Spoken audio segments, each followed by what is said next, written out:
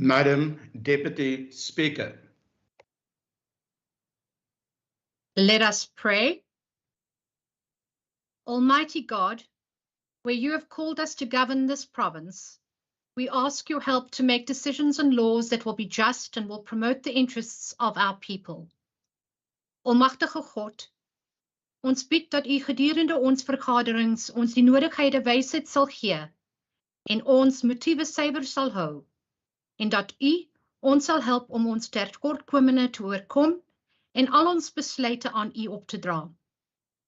Sikelele elizwe letu nabantu balo, omesile ukulungo kipondo letu, nkosi sikelele Afrika, tina abantuano bayo, kokela inkokeli zayo, inika ikolo I Afrika.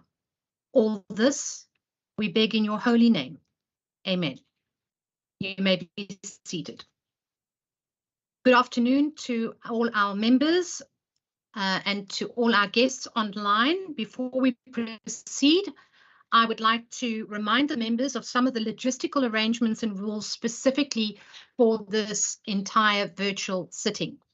I trust, honourable members, that everyone has been connected to participate in this virtual sitting of the Western Cape Provincial Parliament in terms of Rule 1A of the Standing Rules, with all our members in remote attendance by electronic means. The Western Cape Provincial Parliament remains fully operational, with members also doing work in their constituencies to assist the public in whatever way possible, as well as our committees playing their oversight role in an effective, efficient and a transparent manner. Our sitting today will be conducted virtually in terms of the standing rules and directives issued on the 17th of April 2020. Allow me to highlight and remind you of some of the important directives in this regard. The Secretary and his administration will maintain dedicated technical support during the sitting. Members who are considered out of order by the presiding officer will have their microphones muted and called to order. The Sergeant-at-Arms will record members' attendance. Members, all your microphones have been muted, and you are requested to only unmute them should you need to raise a point of order. Please may I ask that you use the raise function on your computers to be recognized by the presiding officers. And members, just to remind the media who also have access to MS Teams may not use the chat room or speak or activate their cameras. Finally, I'd just like to say that for the sitting, language translation services are unfortunately not available. Honourable members, please be reminded that no interjections are permitted during these kinds of sittings, and to this end, I draw the honourable members' attention to Rule 40 of the Standing Rules. Thank you. I now recognise the Chief Whip. Good afternoon, Deputy Speaker, all honourable members. Deputy Speaker, may I please ask the indulgence of the House, as per the order paper, that the questions to the Premier stand over until next week. The Premier is currently engaged in a very urgent and important meeting with regards to the strike action. Thank you very much, Deputy Speaker. Thank you very much, Chief Whip. I trust there are no objections. Any objections? I just want to know something, Speaker. I recognise you, Honourable Murray. Yes. If you are going to postpone this meeting, will you again have a different list of people allowed to ask questions, or does the same list remain for the next meeting? I recognise you, Honourable. Will I still be on number 4 or not at all? I'll recognise the Chief Whip to be able to answer, as the Chief Whip heads the Programming Authority and the lists. Over to you, Chief Whip. Thank you very much, Deputy Speaker. Deputy Speaker, the list and the draw, as it took place this past Friday, is set. So I believe that the same will apply. The matter will just stand over until next week. Thank you very much, Chief Whip. Honourable Murray, is that in order? Very much in order. Thank you, Chief Whip. Thank you very much. There were no objections, so agreed to. So just for the record, the questions to the Premier will stand over. Thank you very much. We now proceed to the interpellation. I now recognise the Honourable Minister Allen. Thank you so much, Speaker. I trust that I am audible. You are audible. Thank you so much. Speaker, Deputy Speaker, I wish to thank Member Bosman for raising this particular interpellation. It is vital in terms of where we are, and I would like to reply as follows. Deputy Speaker, the current model of policing is very centralized with one national police service for the entire country. That particular current system is hierarchical and provides that policy and instructions originate from the National Minister and the National Commissioner. Section 119(1) of the Constitution, Deputy Speaker, provides for a single police force with political responsibility concentrated in the national executive.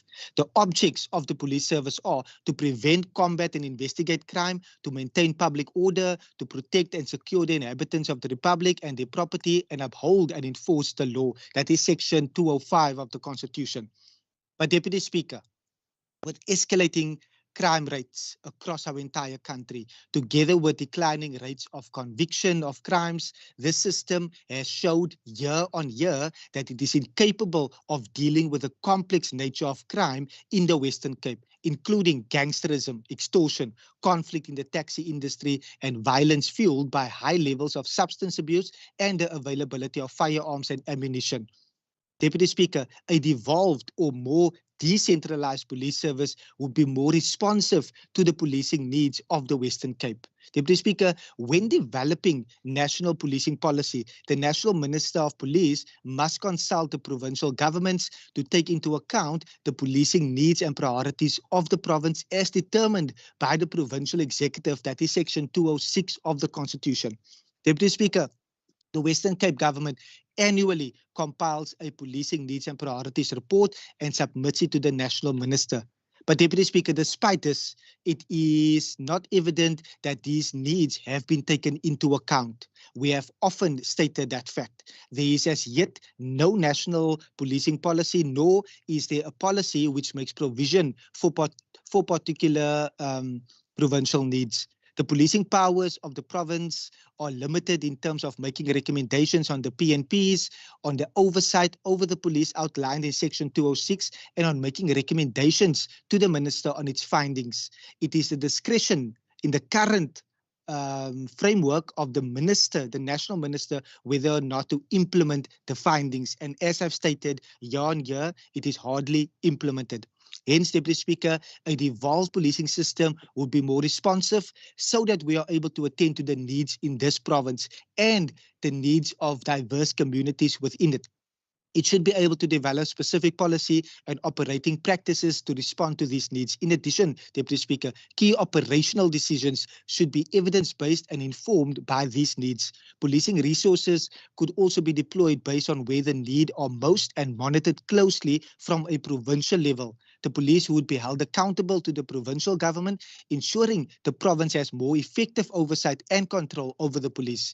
Having decision-making, Deputy Speaker, having decision-making and accountability located much closer to the communities could go a long way to restoring the community's trust in the police. This particular call is now resonating even in KZN and in Gauteng. In Gauteng, there's talks about a new policing model.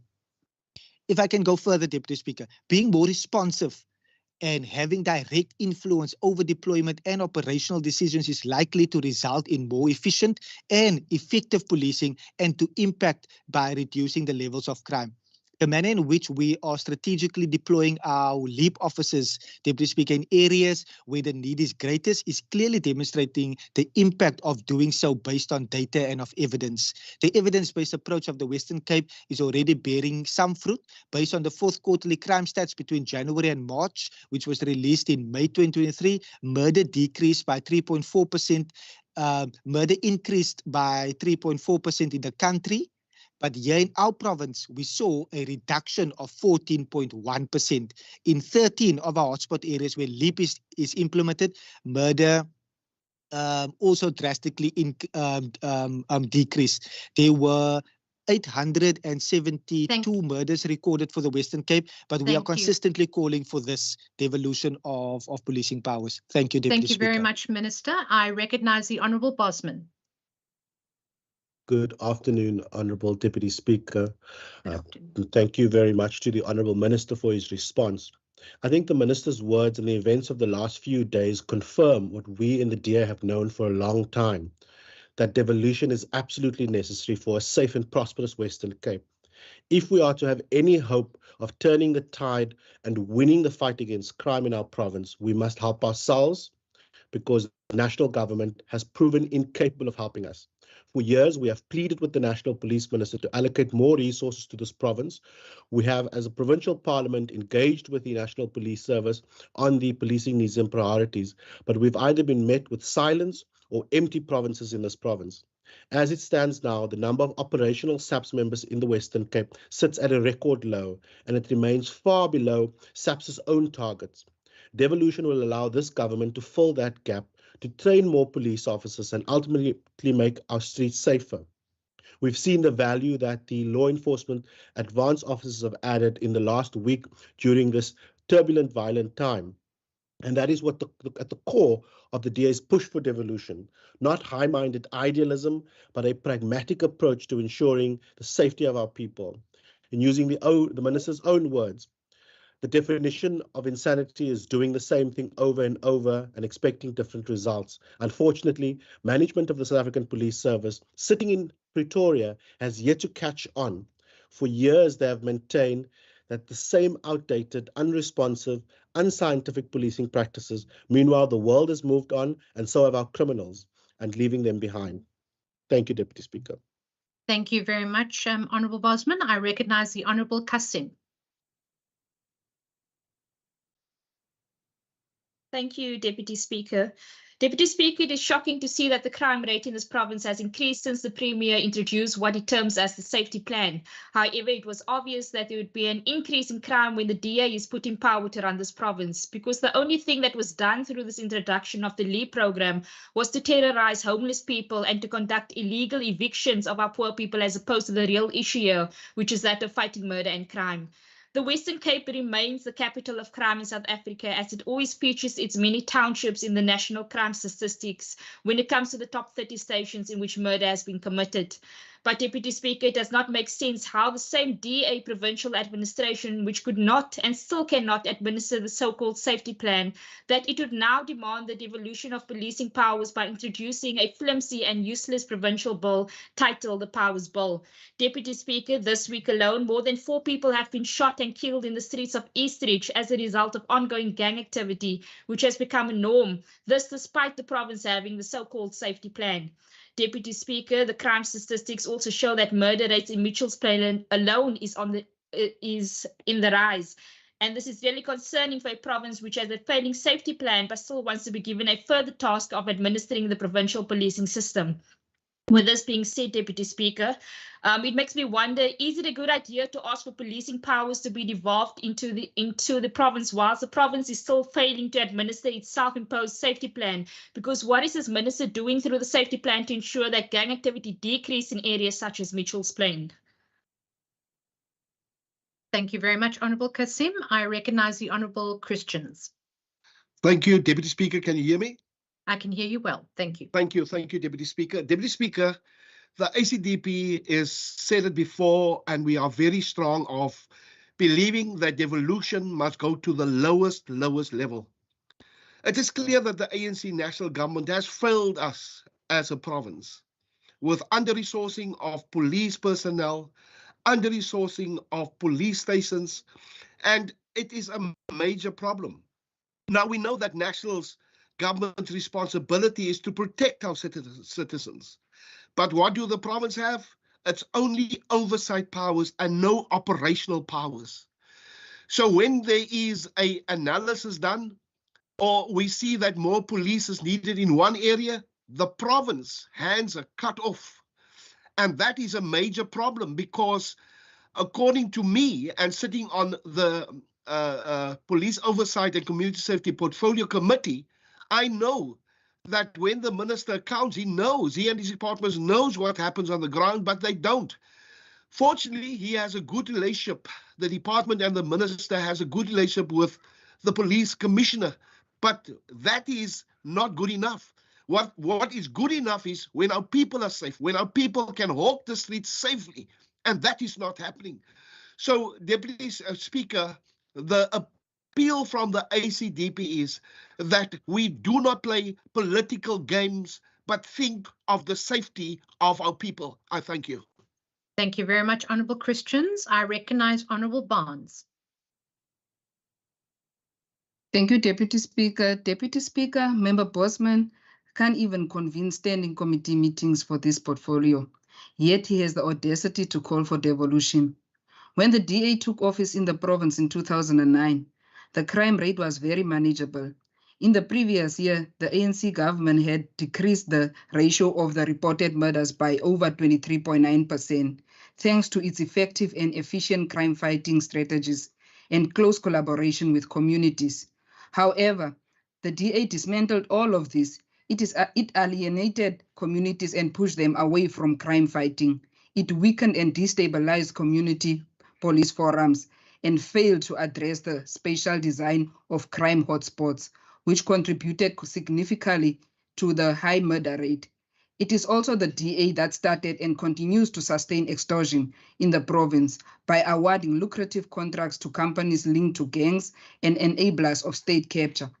The DA's poor handling of the community safety portfolio has created fundamental weaknesses in the fight against crime. To mask its failures, the DA is now making frivolous calls for devolution. I want to state categorically that devolution is not the answer to fighting crime in the Western Cape. It is a fake penicillin that will not work.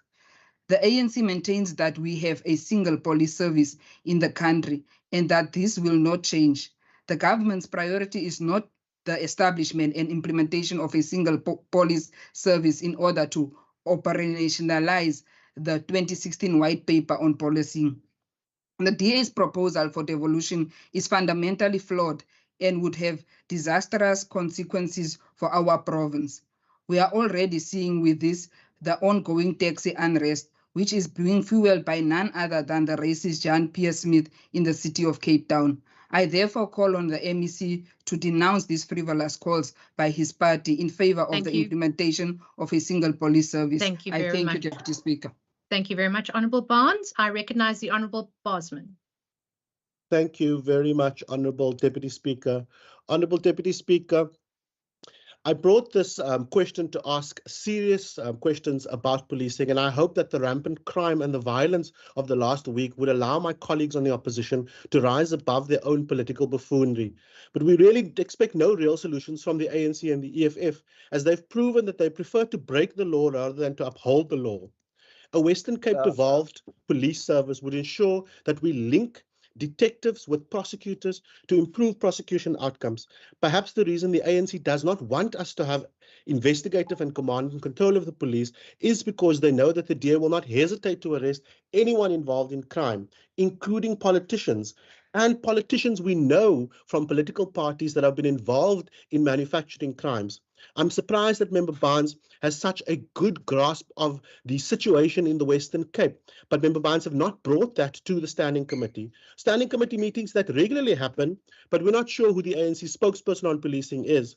But what we do know is that a DA around Western Cape Police would establish regular maintenance of all resources. A DA Western Cape Police would apply data and science-based policing, and it will make sure that we are strategic in our use of crime intelligence, measuring results as we've seen with LEAP.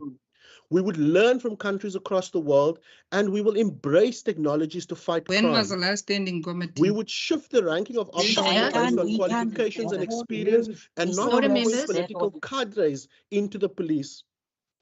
We would also reinstate and reintroduce specialized units to address the niche categories of criminal behavior and provide our officers with the specialized training. The idea that a DA around Western Cape is successful irks the ANC because they know where the DA has invested in policing, it has worked, and we've seen it with LEAP, and we've seen it with our local law enforcement. I thank you. Thank you very much, Honourable Bosman. I now recognise the Honourable Minister Allen. But Honourable Minister Allen, before you begin, please, Honourable Windvogel and Honourable Barnes, the rules are very clear for a virtual meeting. You will be muted by the staff whenever there are interjections. Thank you very much. You may proceed, Minister Allen. Thank you so much, Deputy Speaker. Deputy Speaker, I attempted to listen as carefully to the inputs because I value constructive criticism. I value inputs that can actually take our province forward. But I think when misinformation is spewed, when information that is spewed that has no basis in fact, I think Minister that should Allen, be... if you could just take a pause. I see that Honourable Said's hand is up. Honourable Said, is that a point of order? No, Chair. Is the Minister able to take a question on behalf of Member Bosman? Can he answer a question on behalf of Member Would Bosman? you like to Thank answer a you. question, Minister Allen? I would speak to Member Syed directly after the sitting and we can engage around that question. Thank you. You may proceed. You may proceed. Deputy Speaker, as I've stated, that I've listened carefully. I welcome, and as a Western Cape government, we welcome constructive criticism. We welcome inputs. It was the ANC that shouted, "Make Regan the MEC," and the Premier listened. We are working tirelessly to make sure that we are able to move our province forward. But Deputy Speaker, when misinformation is spewed, when allegations are Did made, we say you must come and in when sleep? Order. And when information is spewed that has no basis, in fact, I think that should be called out. So let me pointedly begin. The EFF, for the record, in Parliament stated now that murder is increasing, and we have seen now in the last quarter, it is there for everyone to read. It was widely communicated on. Crime is increasing in our country. Here in our province, we saw a decrease, a double-digit decrease, the only province with a double-digit decrease. But Deputy Speaker, we are not even happy with that. We are wanting to see further decreases because we know we are not just dealing with X amount, that we are not dealing with that it is X amount of people that is murdered. We see that as people. We see it as lives. We see it as families and communities. So the EFF is quite incorrect in their statements. They make further statements that LEAP officers are chasing homeless people. That cannot be further from the truth. We have directly explained over and over the data-led and evidence-based approach. But let me say it again. We deploy our LEAP officers in our priority areas, in our 13 murder hotspot areas. We deploy them at specific times, at specific times, places, and they are only in our priority areas. We've explained that over and over, but for some reason... If I'm sorry to interrupt you, but could you just take your seat? Honourable Bartman, what's your point of order? Thank you, Chair. I was trying to raise a point of order earlier, but I also don't want to interrupt the Minister. But on the online platform, interjections are not allowed. It's not the same as when we are physically in the sitting. Otherwise, we cannot hear what the speaker on the platform is able to say. Thank you. Thank you. Honourable Bakkerforce, I know it's you, so if I can please ask, rather put a comment in the chat function that at least doesn't disturb anybody. Otherwise, we cannot hear. And for record purposes, Hansard will not be able to record that easy because of sound. My apologies. Over to the Minister. You may proceed. Thank you, Deputy Speaker. Deputy Speaker, like I've stated, we have explained our data-led approach, our evidence-based approach, and how that is actually reaping the results. SAPS itself is saying it is reaping results. The National Minister was here and he also said that there was a double-digit decrease here in our province. So it's there for everyone to see. And I am encouraging members to read and to make sure that they are able to have these engagements that can help us. We are wanting to engage in constructive ways. When comments is made about the safety plan, I've also stated this in the standing committee, that the safety plan was adopted in 2019. National government, cabinet at the national level adopted an integrated crime and violence prevention strategy in 2020. Deputy Speaker, that particular strategy is a carbon copy of the safety plan. It's a carbon copy of the safety plan, which was adopted by national government. So when national government is seeing what we are implementing, how we are implementing it, KZN is wanting to come and visit, to come and learn from our best practices. So when I hear the question of what am I doing, other provinces are also wanting to come and see what we are doing because they are seeing the benefit and they are seeing the inroads that we are making at dismantling crime. But we know, Deputy Speaker, we have a long way to go and we will continue to push on because our fight is against crime. And we are wanting to ultimately help and assist our residents. So when I hear that it is fundamentally flawed, then people are saying that national government's policy is fundamentally flawed. Thank you very much, Honourable Minister. That concludes the interpellation. In terms of Rule 202, we now move over to questions as printed on the question paper. Just to remind the honourable members, you will have to use the raising hand function in order to be recognised, but to remind you that I will give the first opportunity to the person that has posed the question. I now recognise the Honourable Minister Allen.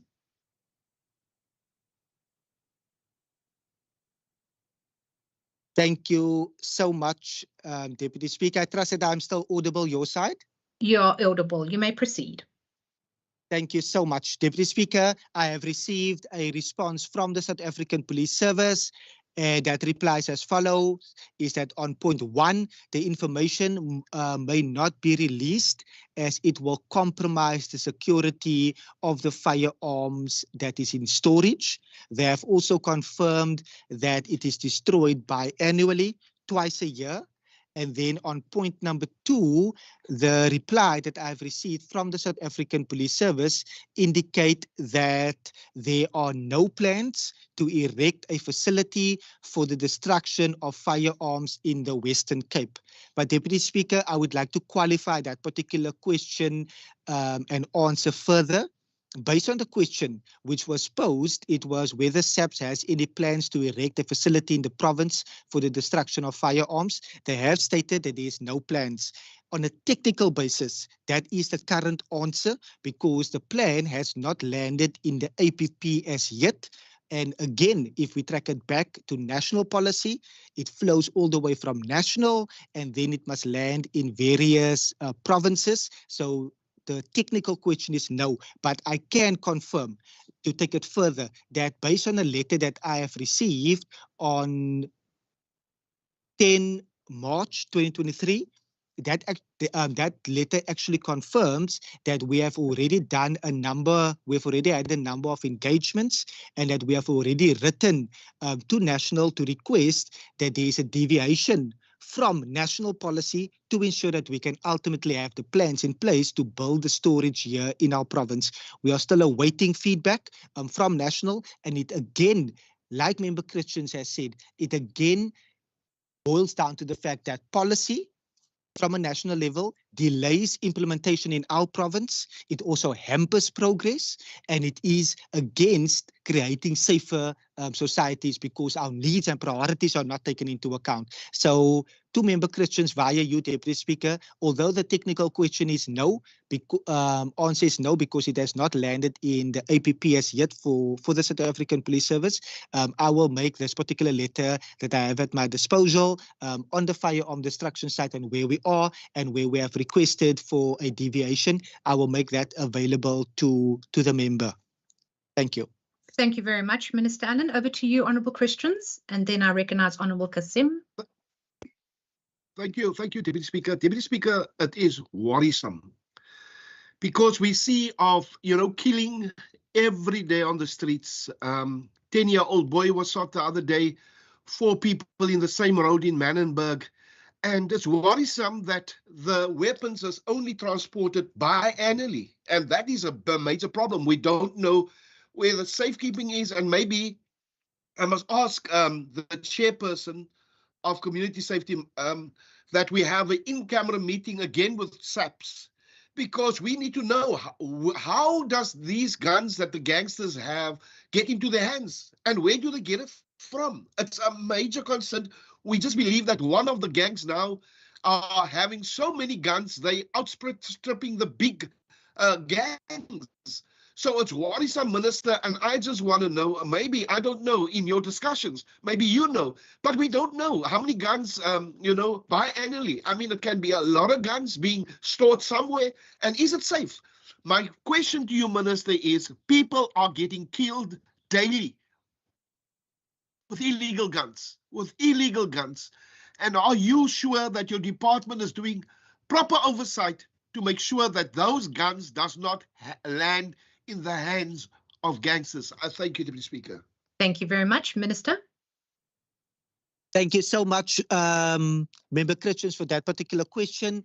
I can confirm that based on my discussions with the South African Police Service over the last financial year, no guns have been lost from that particular storage. That is in my discussions, and I can confirm that that what I've received. I also would support your proposal to ensure that the Standing Committee can have a closed in-camera meeting about the storage so that certain questions can be posed in that regard. But we have also stressed and always stressed that we are wanting to see that our oversight lead to better service delivery. We have stated that we are not wanting actually the guns to only be transported biannually because it poses a serious risk. We are wanting to destroy those firearms as quickly as possible. And when we look at what we are doing as a department as well, by having our K9 units in our predominantly outside of the city of Cape Town, and I think many will be aware where our K9 unit in partnership with the city of Cape Town found 19 guns in the West Coast area, and it was by all indications that those guns could have landed up in the city of Cape Town even. So with the transportation of guns even from other provinces into our province could pose a risk. But I can assure you, we are doing everything in our power to make sure, because I want to be held accountable in terms of the oversight that I've said must lead to better service delivery. So I definitely take your point and I hear your heart and I appreciate your input in this regard. But I definitely support your proposal for the Standing Committee to have an in-camera engagement around this particular matter. And like I've indicated again, I will make the letter available to see where we are in the process. And you will again see that the deviation should be signed off by national government. And that is the holdup.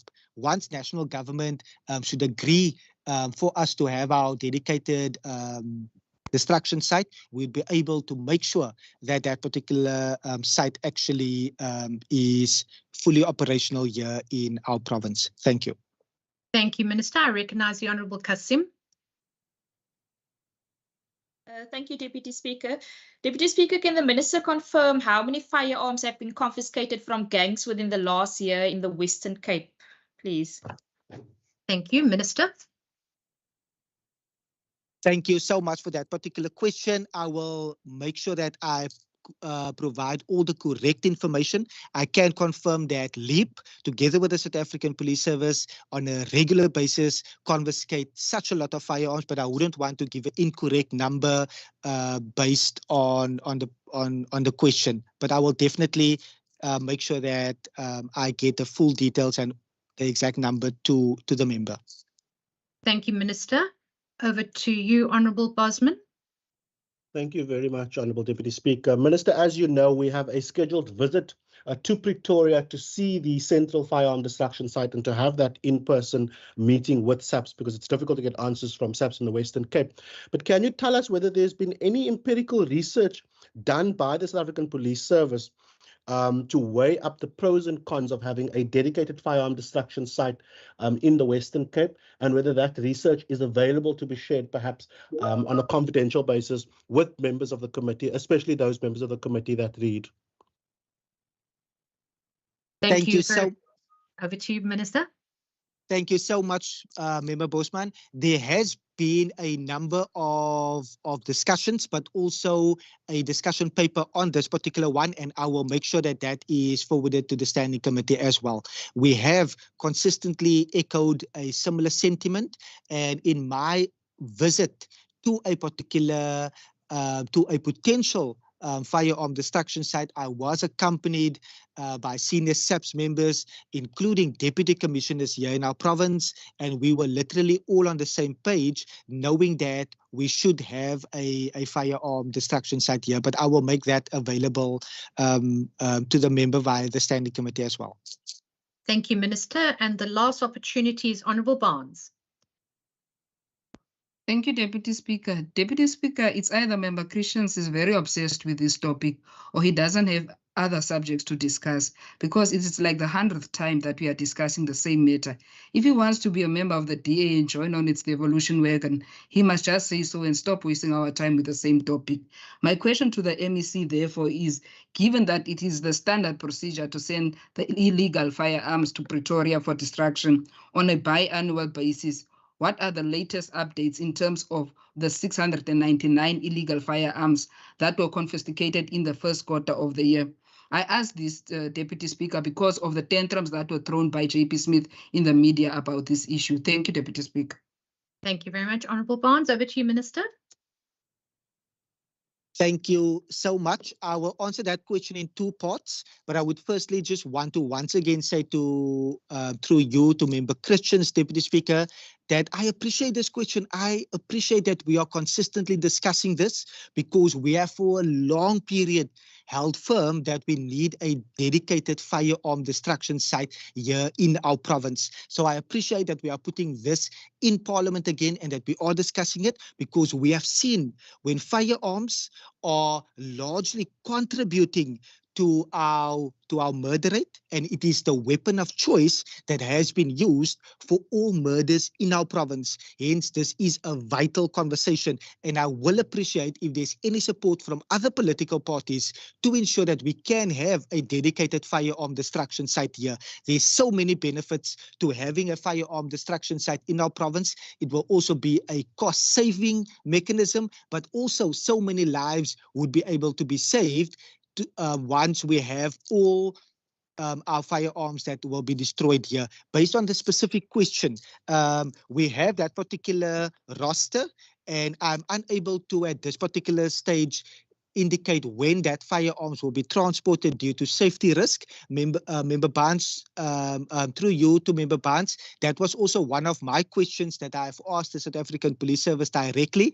They have provided information to me and have indicated to me the sensitivity around that particular process, that when guns is transported biannually, it's very difficult and it's against protocol to place that particular information in the public domain, considering the safety risk that is associated with it. Thank you, Deputy Speaker. Thank you very much, Minister Allen. That brings us to the end of that question. We now move over to question 5, as the others have been withdrawn. I recognise the Minister, Mania. Thank you, Deputy Speaker, and thank you to the Honourable Member for putting this question, which of course is about an unimaginable tragedy. We of course have offered our deepest condolences to the parents of the child who passed away, and of course they are receiving support.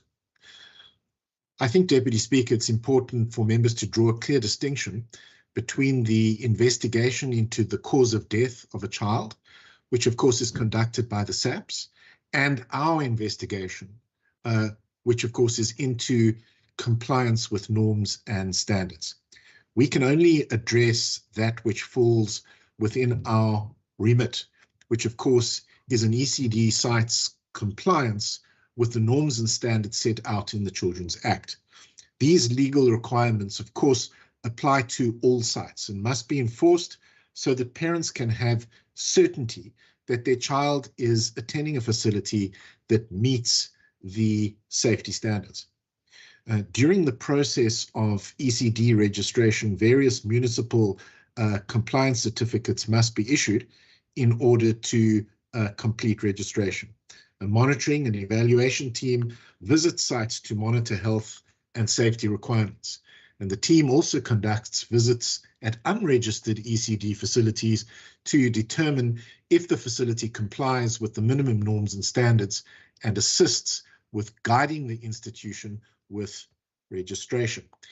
In the case of Linda's Daycare in Bonterheuvel, the site was not a registered ECD.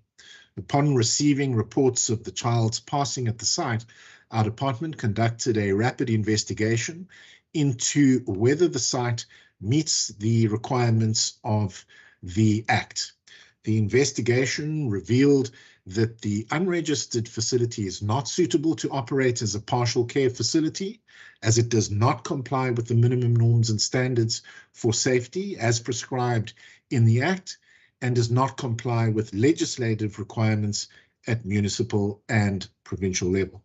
A notice of enforcement of closure was thus issued on the 17th of July 2023 in terms of Section 85 of the Children's Act, instructing the site to close. Thank you. Thank you very much, Minister. Honourable Said.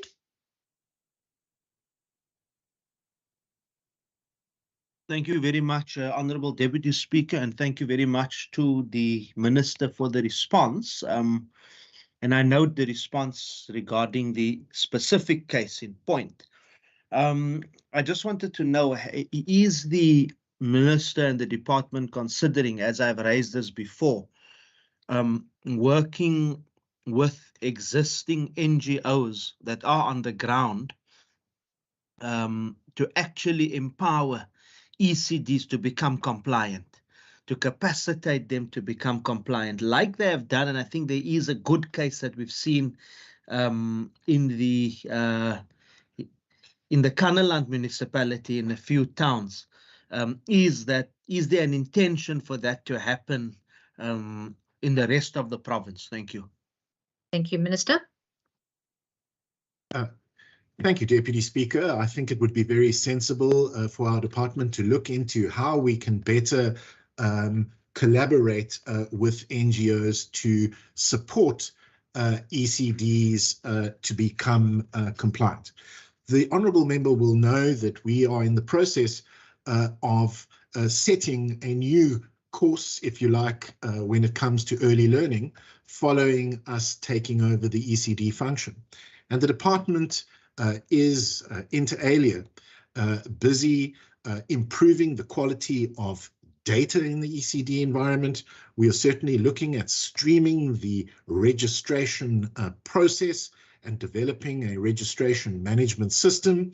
We are assisting ECDs to become compliant by providing, for example, signage, fire extinguishers, fire blankets for kitchens and smoke detectors. And we are also working with the World Bank to look into our longer-term goals and priorities to improve early childhood development in the Western Cape. Thank you. Thank you, Minister. Over to you, Honourable Kasim. Thank you, Deputy Speaker. Minister, of the many unregistered ECDs in informal settlements across the province, how many are currently being assisted by your department, this for informal settlements specifically? Thank you. Thank you, Minister. Thank you, Honourable Member. As I've said in my reply, we are working with ECDs in order to assist them become compliant. We've worked with about 110 ECDs, as I've said, to assist with signage, with fire extinguishers, with fire blankets for kitchens, and with smoke detectors. As to how many of those ECDs are in informal settlements, I would ask the member to put a written question, and I will then be happy to furnish her with a comprehensive reply about how many ECD centres are being supported in informal settlements in the Western Cape. Thank you. Thank you, Minister. Honourable Bartman. Thank you, Deputy Speaker. Firstly, thank you to the Minister for the response, as well as to the department for the conscientious attitude towards keeping learners safe. The circumstances surrounding this case are deeply tragic, and I would like to join the Minister and colleagues in offering condolences to the parents of the deceased toddler. With this in mind, Deputy Speaker, I would like to ask the Minister whether the department has followed up to ensure that there are no children at the site. Thank you. Thank you, Minister. Thank you, Honourable Member. I can confirm, of course, that a notice of closure was issued on the 17th of July 2023 in terms of Section 85 of the Children's Act, instructing the site to close. And subsequent to that, the department has conducted 2 site visits, and on both occasions we have confirmed that no children were on site. Thank you very much, Minister. Any further follow-ups? Last opportunity? No. Thank you very much. That brings us to the end of questions for oral reply.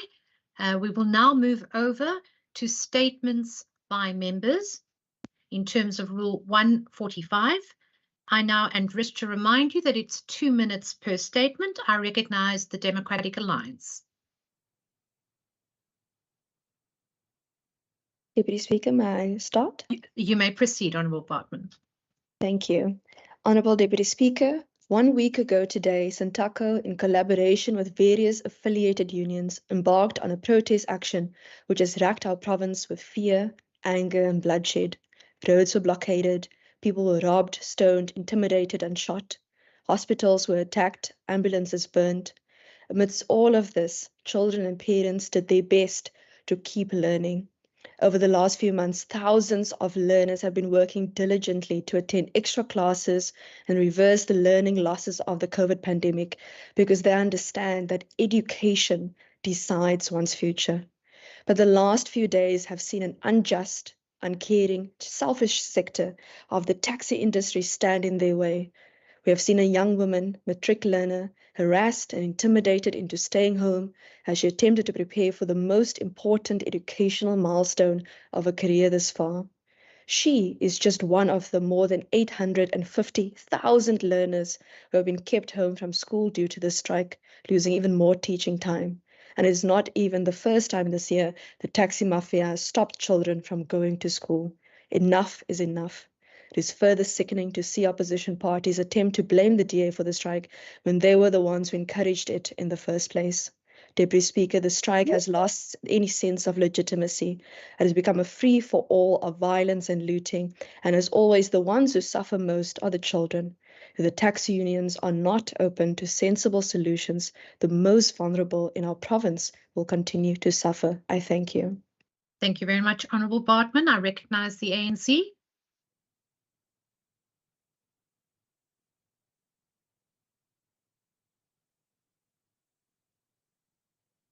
Any other members speaking on statements today from the ANC? Speaker. Thank you, Yes. Deputy Speaker. Am Over I to you. audible? You are audible. Thank you very much, Deputy Speaker. Deputy Speaker, izolo ilizwe lethu belibhiyozela isikhumbuzo seminyaka engama-67 yeMatshi yamanina yango-1956 ukuya kwizakhiwo zomdibaniso. Befuna ukuba kupheliswe imithetho engenabulungisa eyayijoliswe ukubahlutha amalungelo kunye nesidima sabo njengabasetyhini abamnyama. Kulusizi ukuba imibhiyozo yolu suku ebicwangciselwe ukubanjelwa eKhayelitsha iye yarhoxiswa ngenxa yodushe loonoteksi oluqhubekileyo kwiphondo lethu. Olu dushe noluphenjelelwe yintiyo kwanobuhlanga be-DA kwi-City of Cape Town lube nefuthe elibi kakhulu kwabasetyhini, njengoko kwenze nzima kubo ukuya emisebenzini, ukusa abantwana ezikolweni nasekufikeleleni kwinkonzo ezibalulekileyo zikarhulumente. Deputy Speaker, our country has made significant progress in terms of women's rights. We have passed many laws in Parliament that strengthen the fight against GBV and femicide. and protect women from violence and discrimination, we have seen significant increase in the number of women in the corporate world, women in parliament, in the judiciary, and women graduates. However, there are still many challenges that women face, both in our province and country at large. The face of poverty, unemployment, inequality is indeed black and female. Our province has a high rate of gender-based violence and femicide, and we are yet to deal decisively with the challenge of gender pay gap. We note and welcome the words of President Ramaphosa that the emancipation Thank you, Honorable Barkafors. cannot be achieved without Your time is economic up. empowerment. Thank you. Deputy Speaker. Thank you so much. I recognize the EFF. Thank you, Deputy Speaker. Deputy Speaker, the date 9th August remains a special day in the South African calendar, dating back to 1956, when thousands of heroines engaged into a peaceful march to the Union buildings led by activists such as Lillian Ngoyi, Helen Joseph, Rihanna Musa, and Sophia Williams de Bruyn. These women left everything behind at the face of adversity and marched against past laws in order to reclaim their rights flowing from natural justice when it was unfashionable to do so. These were strong and courageous women who paved the way and showed light to those who were to succeed them. Deputy Speaker, it is these women who, when faced with the phrase each generation must, out of relative obscurity, discover its mission, fulfill or betray it, chose to fulfill their mission without fail. With that being said, as a society and as women, we continue to face challenges to this day and era in a male-dominated patriarchal society. Women continue to be denied access to economic opportunities and are often expected to put in double or triple the efforts in order to be appointed in the same position as men. Deputy Speaker, it is even worse when they are contesting for position of power where they are constantly overlooked or discouraged by often being told that they won't make it to the top. However, despite all of these challenges, women continue to make strides in various sectors of our economy and social life, and they continue to perform exceptionally well in positions of power without needing the validation of men. Other social ills that women continue to face on a daily basis are issues concerning gender-based violence, femicide, and rape. In conclusion, Deputy Speaker, as the EFF, we call on all women to unite and report these social ills. We also call law enforcement agencies and the powers that be to take the matters concerning women seriously and to assist them without prejudice. Thank you. Thank you, Honorable Kasim. I recognize the Democratic Alliance. Thank you, Honorable Deputy Speaker. Women now have equality under the law, but still, gender-based violence is still with us, as is rape, discrimination, and daily prejudice. Speaker, we can do better, and with the daily reality of violence so many of a women face, we must do better. This Women's Month, I ask the men of our province, what are you doing to ensure that your sisters, your mothers, and your daughters are free? How are you contributing to making our country and our province a better place for all women?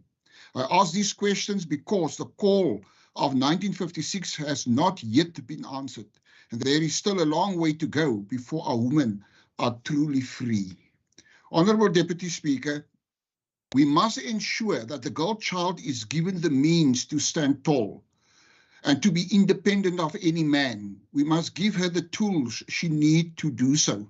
We must ensure she receives the best education and opportunities and must reach out to those opportunities that is available and that she is kept safe from those that would do her harm. We must do this because without freedom for women, there is no freedom for any one of us. Let us all unite, and I share the sentiments of my other colleagues in this debate today.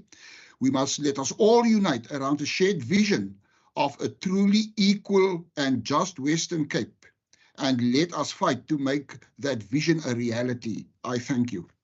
Thank you, Honorable Plato. I now recognize Good.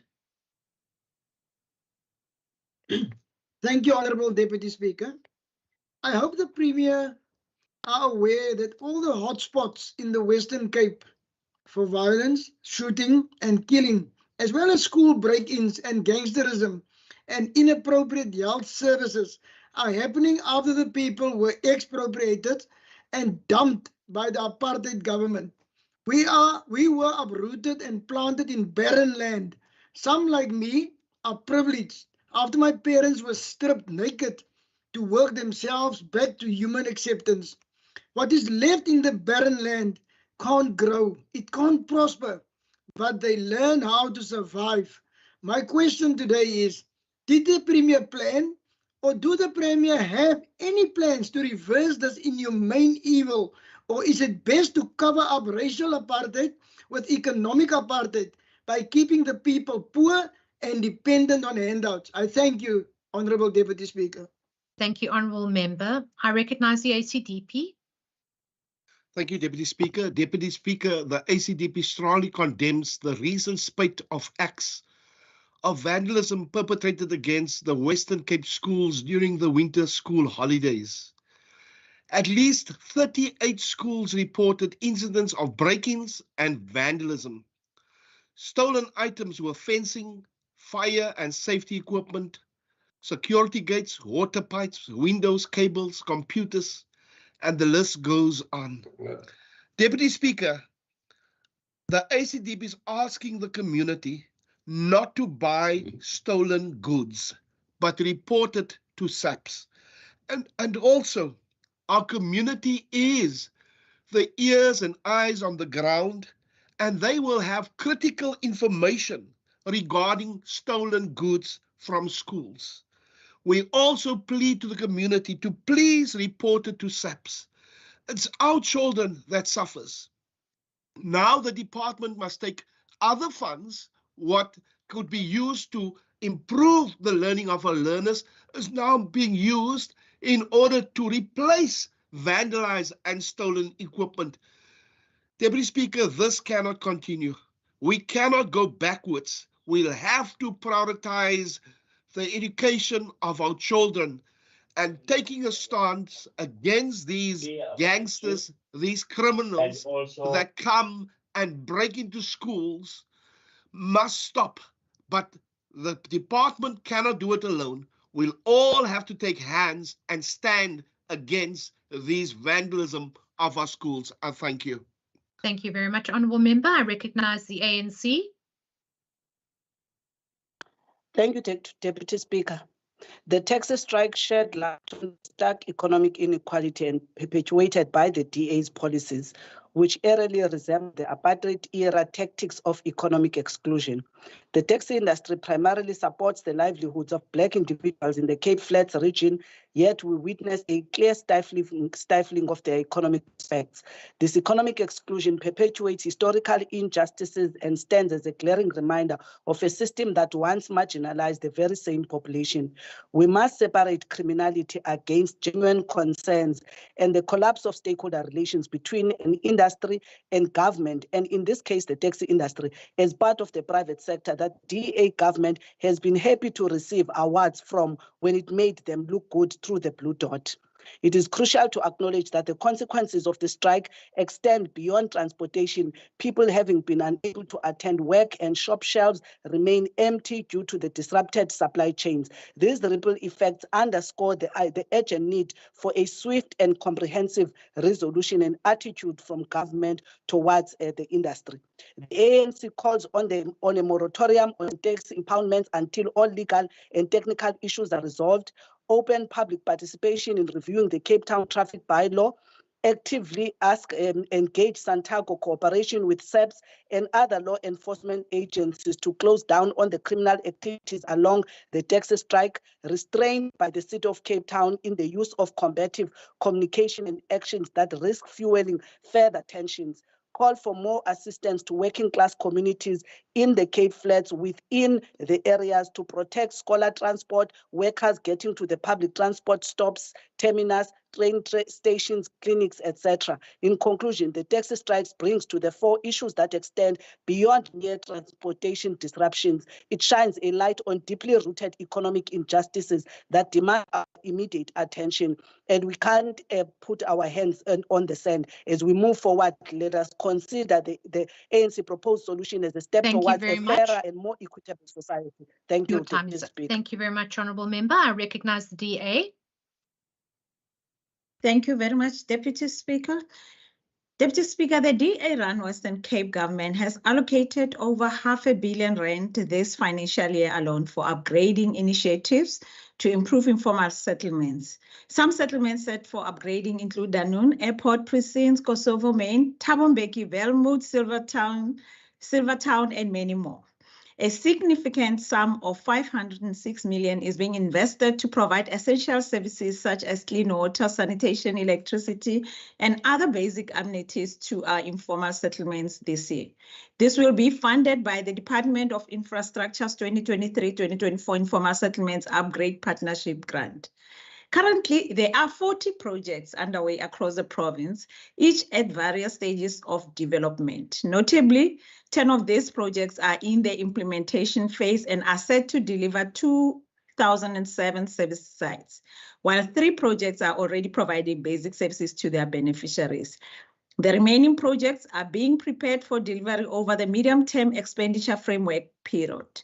Additionally, to improve overall fire safety in our informal settlements, the Western Cape government has taken proactive steps by installing 13,000 fire alarm systems throughout informal settlements in the province.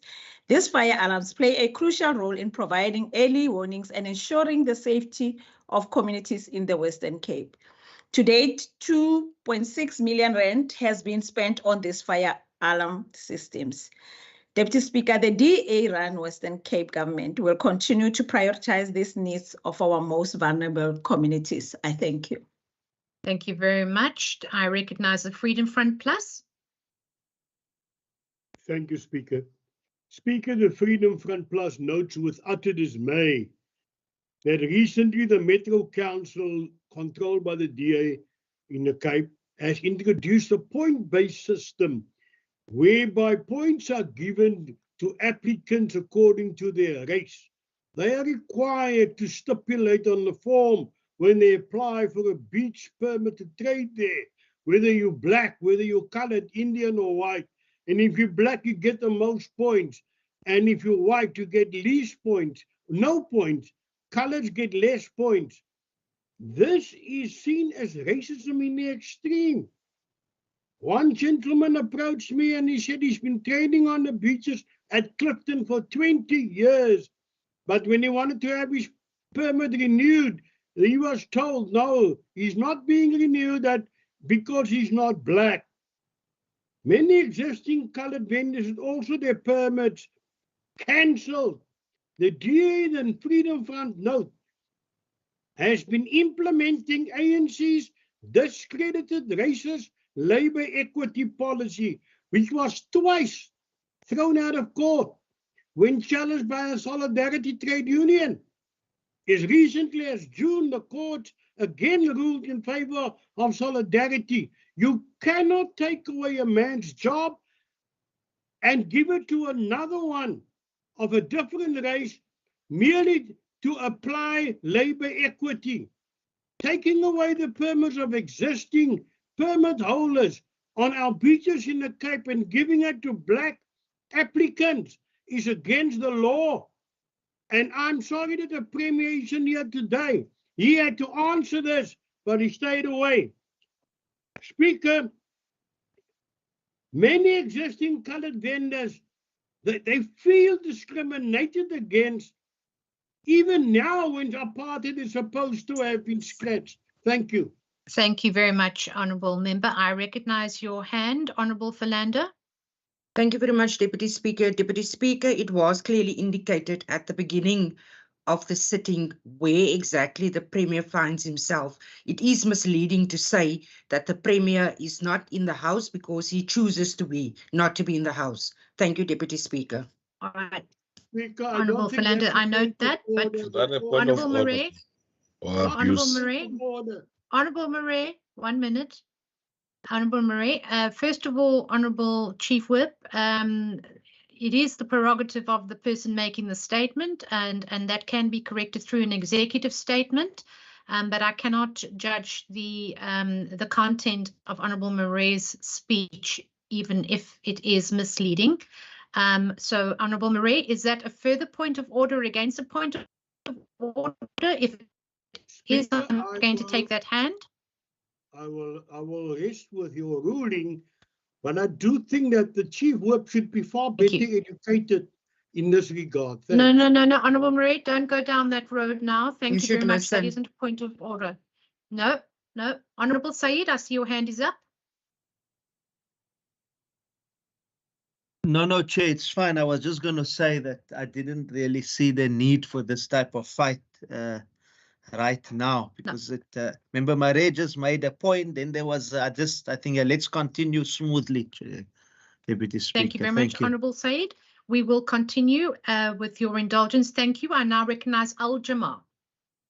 Thank you very much, Honourable Deputy Speaker. Deputy Speaker, the Al-Jamaa Party is calling on the province to intervene in the City of Cape Town's decision not to release the impounded taxis. The city's rejection of the Minister of Transport's call to release the impounded taxis smacks of ignorance, arrogance, and no consideration for the negative impact it has on hundreds of thousands of poor people.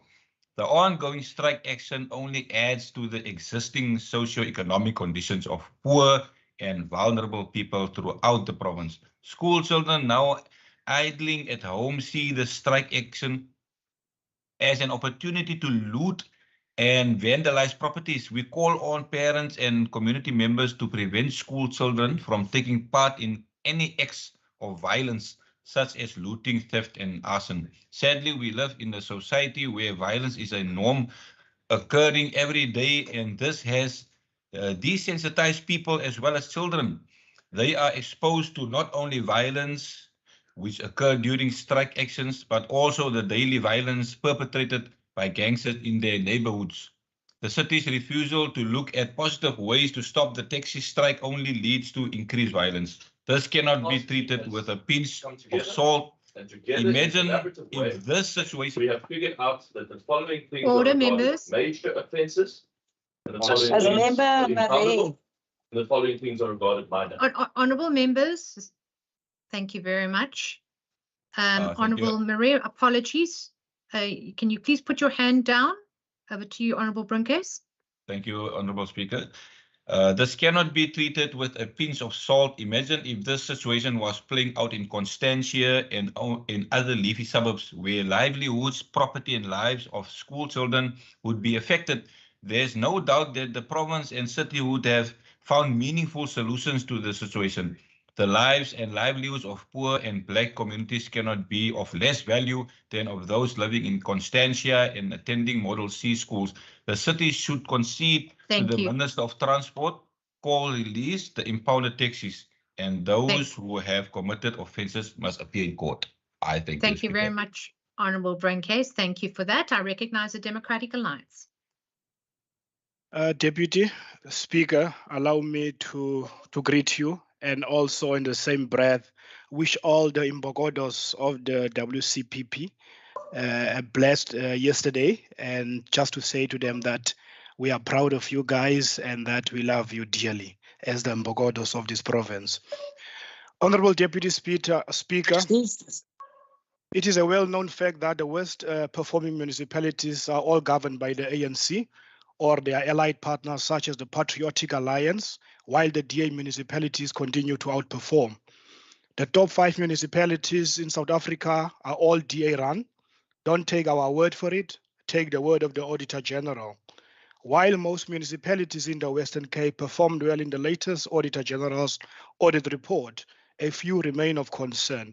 Therefore, Deputy Speaker, the Standing Committee of Local Government embarked on an oversight visit to the worst 3 performing municipalities in the Western Cape.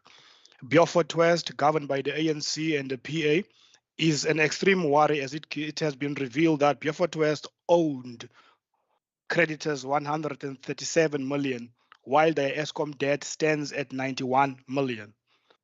While the finances in the municipalities are of grave concern, they even managed to rack up a bill of 27 million that is owed to the AG. This is indeed extraordinary and tells us exactly what we need to know about ANC and PA governance, corruption and maladministration 101. Honorable Deputy Speaker, after Cameron's dreadful, unsuccessful attempt to remove me as chair, we were finally able to conduct our oversight. but I'll forgive him. He wants every bit of attention after losing out on his leadership position. We will dearly miss him next year. In an attempt to hold the municipality to account, the committee unanimously agreed to order Beaufort West to provide a full list of its creditors to whom they own millions. While Kanaland, Beaufort West, and Laingsburg have all been ordered Honourable to provide. Seleku, if you could just hold that sentence. I see there's a hand up. Honourable Sayed, what's your point of order? Yes, Chair. On a point of order, there's no Cameron in the House. It's Honourable Dugmore or Member Dugmore. I think let's refer to each other in the proper terminology. Thank you. Thank you, Honourable Sayed. Honourable Seleku, if you can just remember to do that, please. Thank you very much. Over to you. It's well noted. Thank you very much, Deputy Speaker. While Kanaland, Beaufort West, and Laingsburg have all been ordered to provide a committee with the names of the audit committees in their respective municipality, the DA in the Western Cape will continue to hold these municipalities to account, fighting for the residents of those areas who long for service delivery that has collapsed under the ANC NPA. I thank you, Deputy Speaker. Thank you very much, Honourable Seleku. That brings us to the end of statements. In terms of Rule 145(6), I now give one or more members of the executive an opportunity to respond to members' statements for not more than 5 minutes collectively. Are there any ministers who would like to respond? Over to you, Honourable Minister Mania. Thank you, Deputy Speaker. I just wish to confirm for the sake of the record that the Premier, of course, is not in the House because he is attending to urgent business in relation to the taxi strike.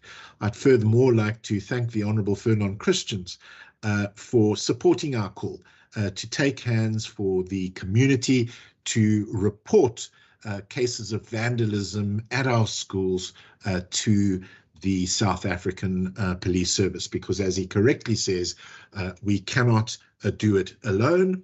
And ultimately, the safety of our schools requires a strong partnership with school communities in the Western Cape. Thank you.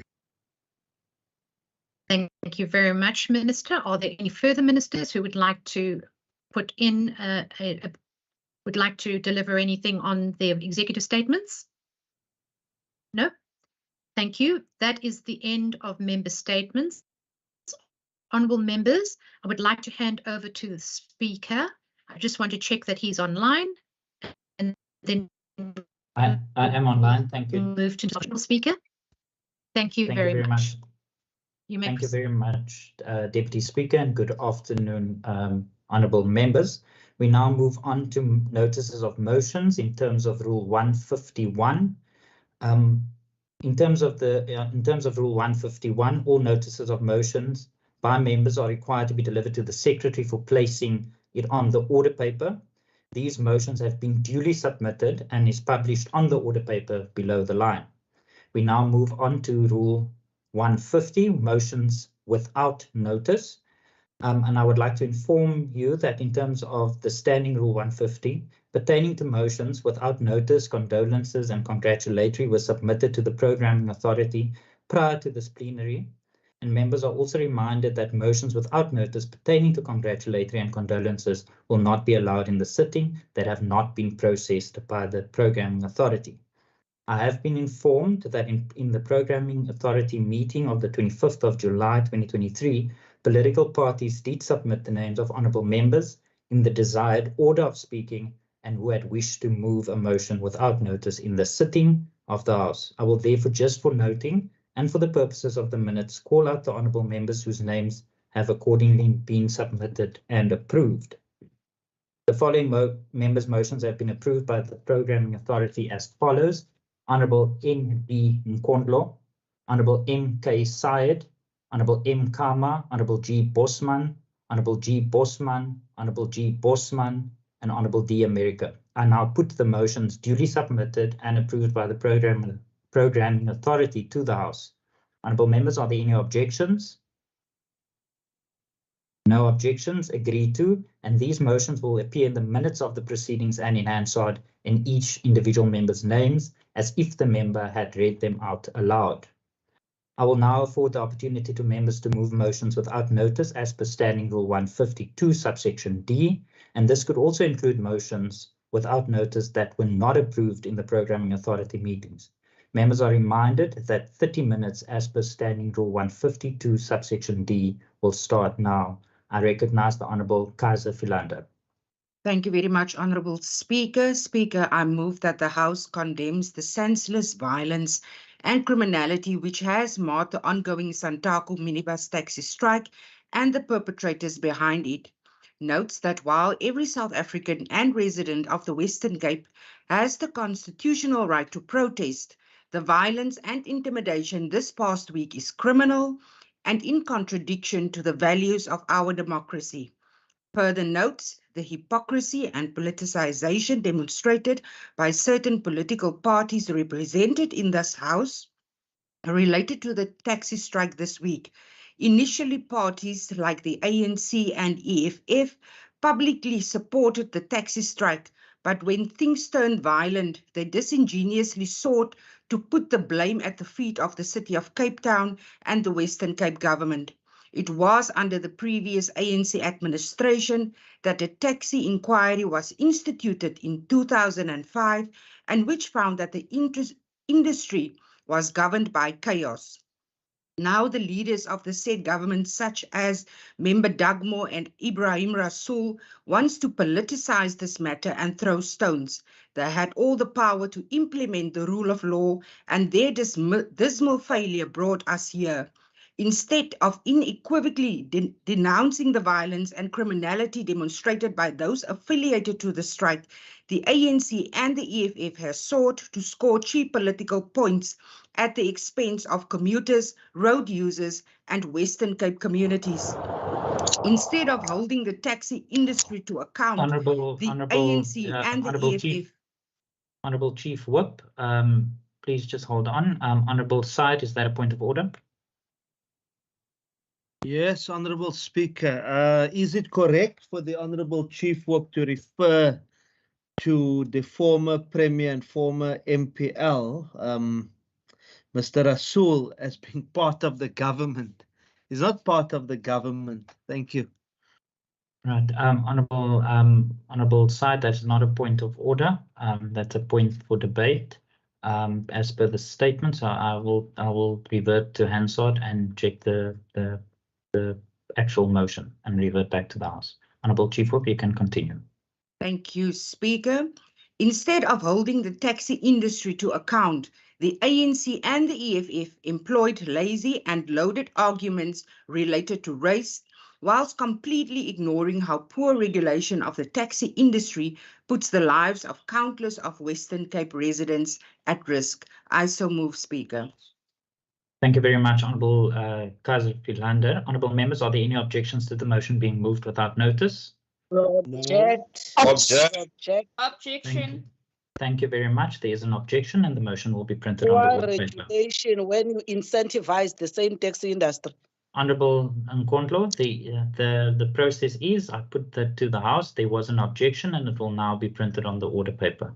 I now recognise the Honourable Maseko. Thank you very much, Speaker.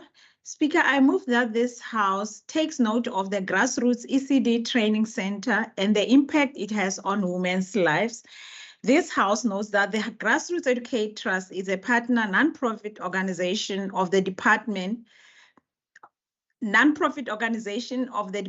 of Infrastructure's expanded public works program. As the oldest early childhood development facility in South Africa, the Grassroots Educate Trust manages and supports 200 unemployed youth and 160 parents through the EPWP. This House knows that the EPWP supports the ECD Assistant Project and the Playground Project. The department's support ensures that the NPO can pay its 360 participants a monthly stipend to facilitate the individual and children's development programs. Through the ECD Assistant Project, the Grassroots Educate Trust assists the Western Cape Departments of Education in the registration and re-registrations of ECD centers and partial care facilities, with the majority of these being in rural areas. This House further notes that there are 2,200 facilities and 360 beneficiaries and a countless number of children that benefit from this program. This partnership enables communities through investment in social infrastructure and the safety and well-being of our communities in a critical component of building a better future. I so move. Thank you very much, Honourable Maseko. Honourable members, are there any objections to the motion being moved without notice? No objections. Agreed to. I now recognize the Honourable America. Thank you, Speaker. Good afternoon, Speaker. Speaker, I move without notice that the House notes the National Minister of Transportation's defiance of her own National Land Transportation Act after she had been publicly calling for the release of minibus taxis that have been impounded for breaking the rules of the road. She is unfortunately not above the law. 2, that this House further notes with great concern that the Minister of Transport is more concerned with pleasing the taxi industry than safeguarding our roads from illegal drivers and unsafe road behaviours. I so move. Object. Object. Thank you very much, Honourable America. Honourable members, are there any objections to the motion being moved without notice? Object. Object.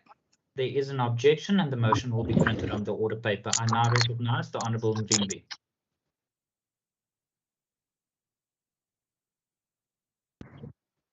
Object, Mr. Speaker. Honourable Lekker, we've moved on. I'm recognizing Honourable Mvimbi. Your objection has been noted. Honourable Mvimbi.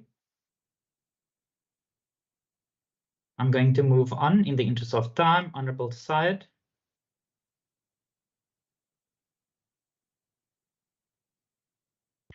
Thank you very much, Honourable Speaker. I move without notice that the House is concerned over the Cape Town taxi strike's severe consequences on the sector of schooling, leaving almost 500,000 learners, which includes matriculants, at such a critical time of the year without access to classes. This disruption undermines the stability in the sector during a critical phase. We urge for a collaborative action to swiftly address this crisis and safeguarding of learning. The protection of learners must be provided to all forms of scholar transport. I so move. Thank you very much, Honourable Syed. Honourable members, are there any objections to the motion being moved without notice? None, we support. There is no objection. Agreed to. I recognize the Honourable Nkondlo. Thank you, Honourable Speaker. As the ANC, I move on behalf of the ANC that the House notes with grave concern the detrimental consequences stemming from the Cape Town taxi strike, particularly the adverse effects on small businesses in Black townships. This disruption has led to substantial job losses among the already vulnerable population. As workers struggle to commute to their workplaces, we condemn any actions that perpetuate suffering amongst our people. It's evident that the impact aligns with the distressing narrative that the DA aims to exploit, revealing a disregard for the well-being of Black communities. We stand united against such practices, advocating for collaborative solutions to uplift our people and protect their livelihoods. I so move. Thank you very much, Honourable Nkondlo. Honourable members, are there any objections to the motion being moved without notice? Objection. Objection. There is an objection and the motion will be printed on the order paper. I now move on to Honourable Vinvogel.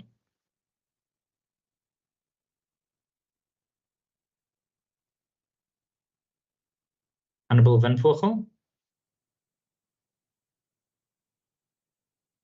I'm going to move on. I now recognize Honourable Kasim.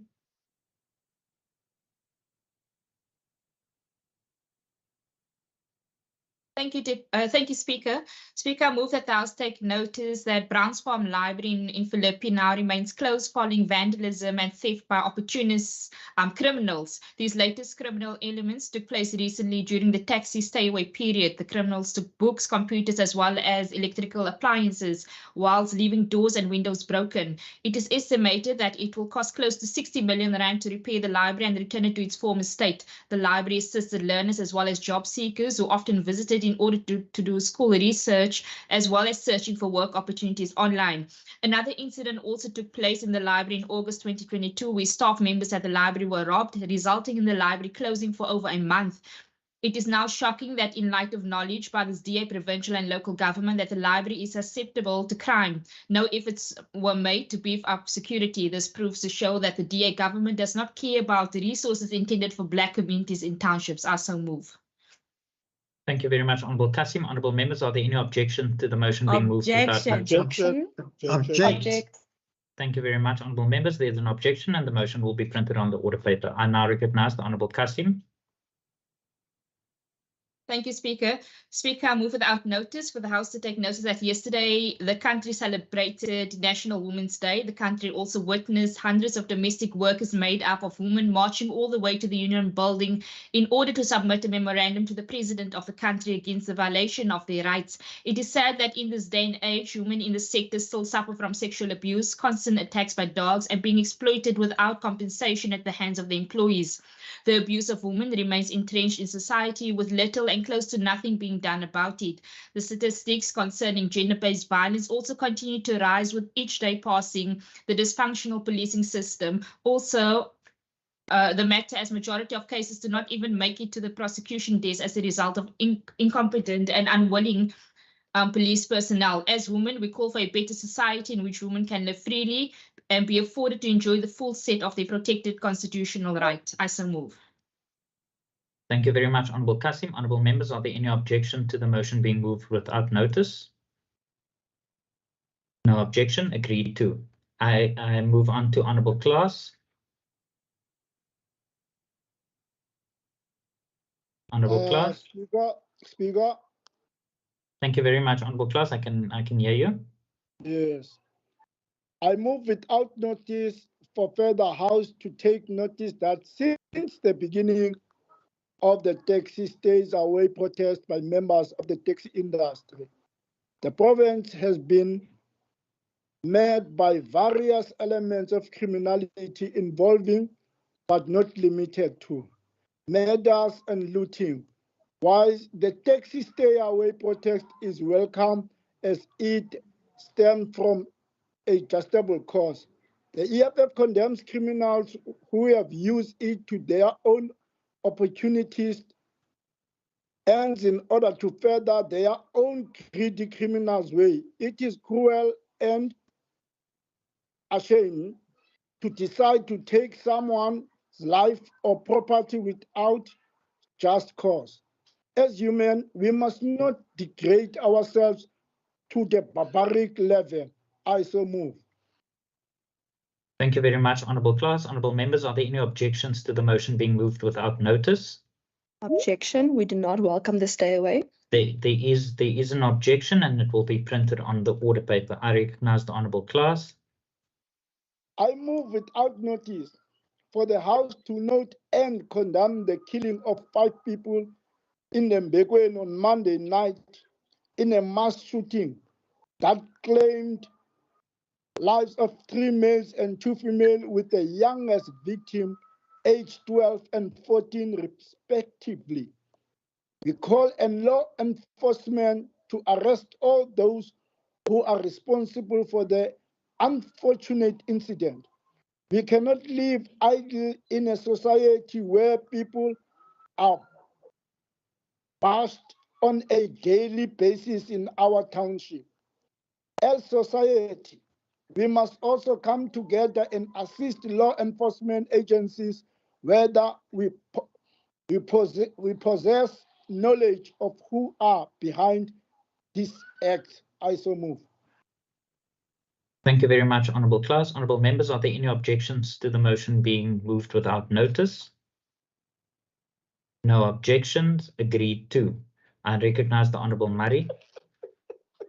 Thank you, Speaker. Speaker, I move without notice that this House notes that our most vulnerable communities are being held at ransom by the...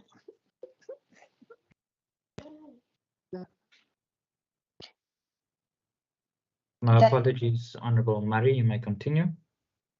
Thank you, Speaker. That the most vulnerable communities are being held at ransom by the inconsiderate and reckless actions of a few, and the provincial economy as a whole is being brought to a standstill. While we all have the right to protest, we do not have the right to damage property or endanger the lives of others. That this House further recognises the heroic efforts of the Western Cape Government and the City of Cape Town in trying to find an urgent and lawful resolution to the strike and to bring it to an end, as well as related violence. Notes further that the strikes do not just impact on the taxi industry, but also cause damage to both personal and private property, including critical infrastructure.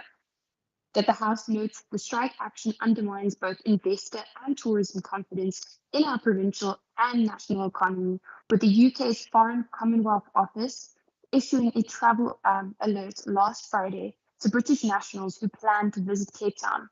This has the potential to reverse the significant progress that we have seen in recovering and growing our tourism sector since the pandemic. Notes further that the action to impede access to Cape Town International Airport is irresponsible and damages the reputation of Cape Town as an international tourism destination, thereby threatening the thousands of tourism-related jobs in the city. Thank you very much, Honourable Murray. Honourable members, are there any objections to the motion being moved without notice? No objection. Motion agreed to. I recognise the Honourable Bosman. Thank you, Honourable Speaker. Honourable Speaker, I move without notice that the House notes the tragic death of LEAP officer Ziniakaya Kwinana, who was killed while carrying out his duties in Nyanga on Friday. While patrolling the area with two other officers, Officer Kwinana's vehicle came under fire and was struck multiple times by bullets fired by unknown assailants. While the other two officers escaped with their lives, Officer Kwinana died of his injuries. Officer Kwinana exemplified the courage and devotion to duty of the Western Cape's LEAP officers, and his loss continues to send shockwaves through the Western Cape. I move that the House should recognise that Officer Kwinana's death was a horrific consequence of the lawlessness seen over the last few days and should call for the urgent apprehension and punishment of his killers. I so move. Thank you very much, Honourable Bosman.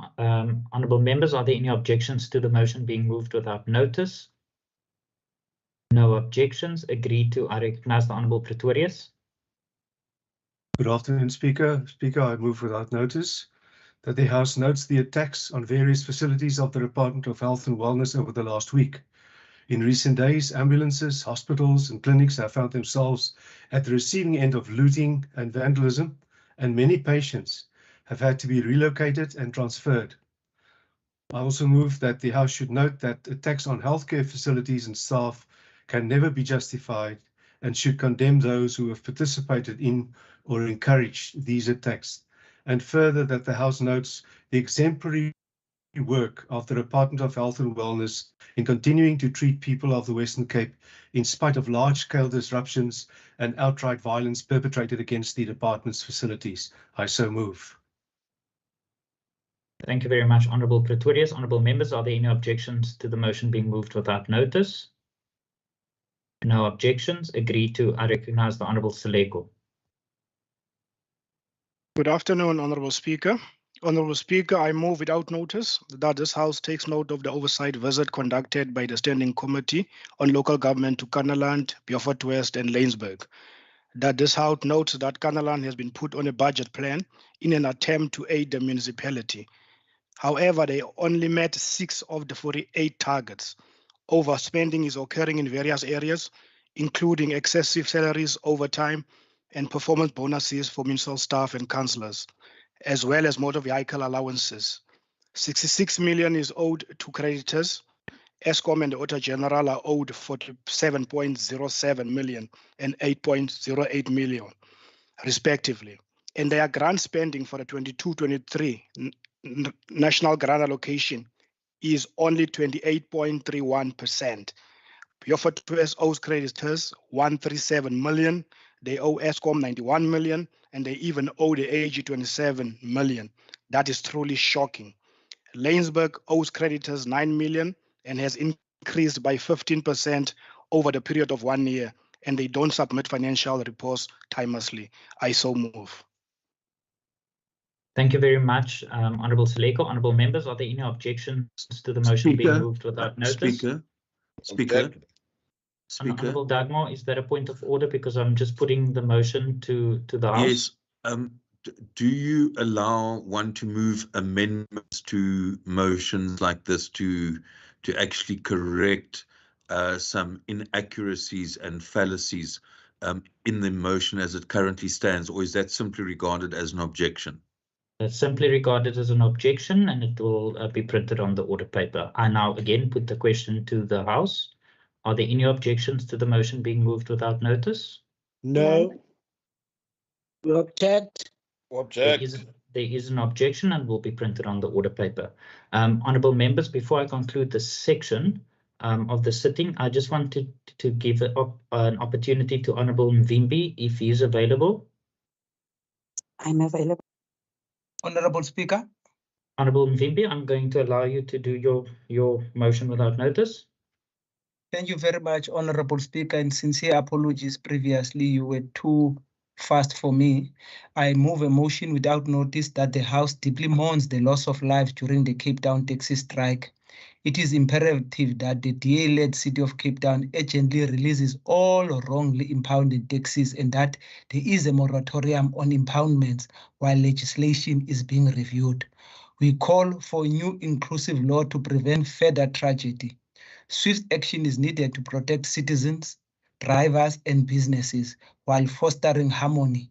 Let's prioritize safety, collaborative solution, and prevent further loss of life. I so move, Honourable Speaker. Thank you very much, Honourable Mvimbi. Honourable members, are there any objections to the motion being moved without notice? Objection. Objection. Thank you very much. There is an objection and the motion will be printed on the order paper. Honourable Windvogel, are you available? Honourable Windvogel? Yes, Speaker. Okay, I'm going to allow you an opportunity. Thank you, Speaker. Speaker, I move on behalf of the ANC, I move without notice that the House wishes to address the dire state of mental health service within the Western Cape Health Department. The glaring shortage in psychiatric beds in our facilities, coupled with an alarming surge in mental health issues and presence and an unacceptable crisis that demands immediate action. At a time when mental health challenges are on the rise, it is deeply disheartening to witness individuals facing extensive waiting periods, with some waiting up to a year for a mere 30-day evaluation. This delay exacerbates their conditions, jeopardizes their well-being, and perpetuates a cycle of suffering. We call upon the Democratic Alliance, DA-led Western Cape government to prioritize this critical issue with utmost urgency. It is imperative that mental health receive the attention it warrants. Hello? As it affects the life of countless individuals and families. I so move. Thank you. Thank you very much, Honourable Windvogel. Honourable members, are there any objections to the motion being moved without notice? Objection. Objection. There is an objection and the motion will be printed on the order paper. Honourable members, that concludes this section on motions without notice. And we will now deal with a matter of public importance as in terms of Standing Rule 143 as printed on the order paper. I now recognise the Honourable Dagmar.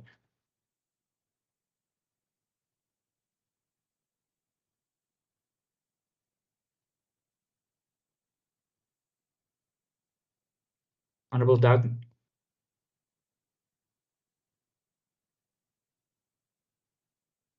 Honourable Dagmar, you on mute.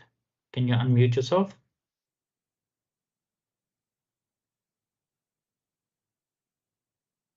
Can you hear me, Speaker?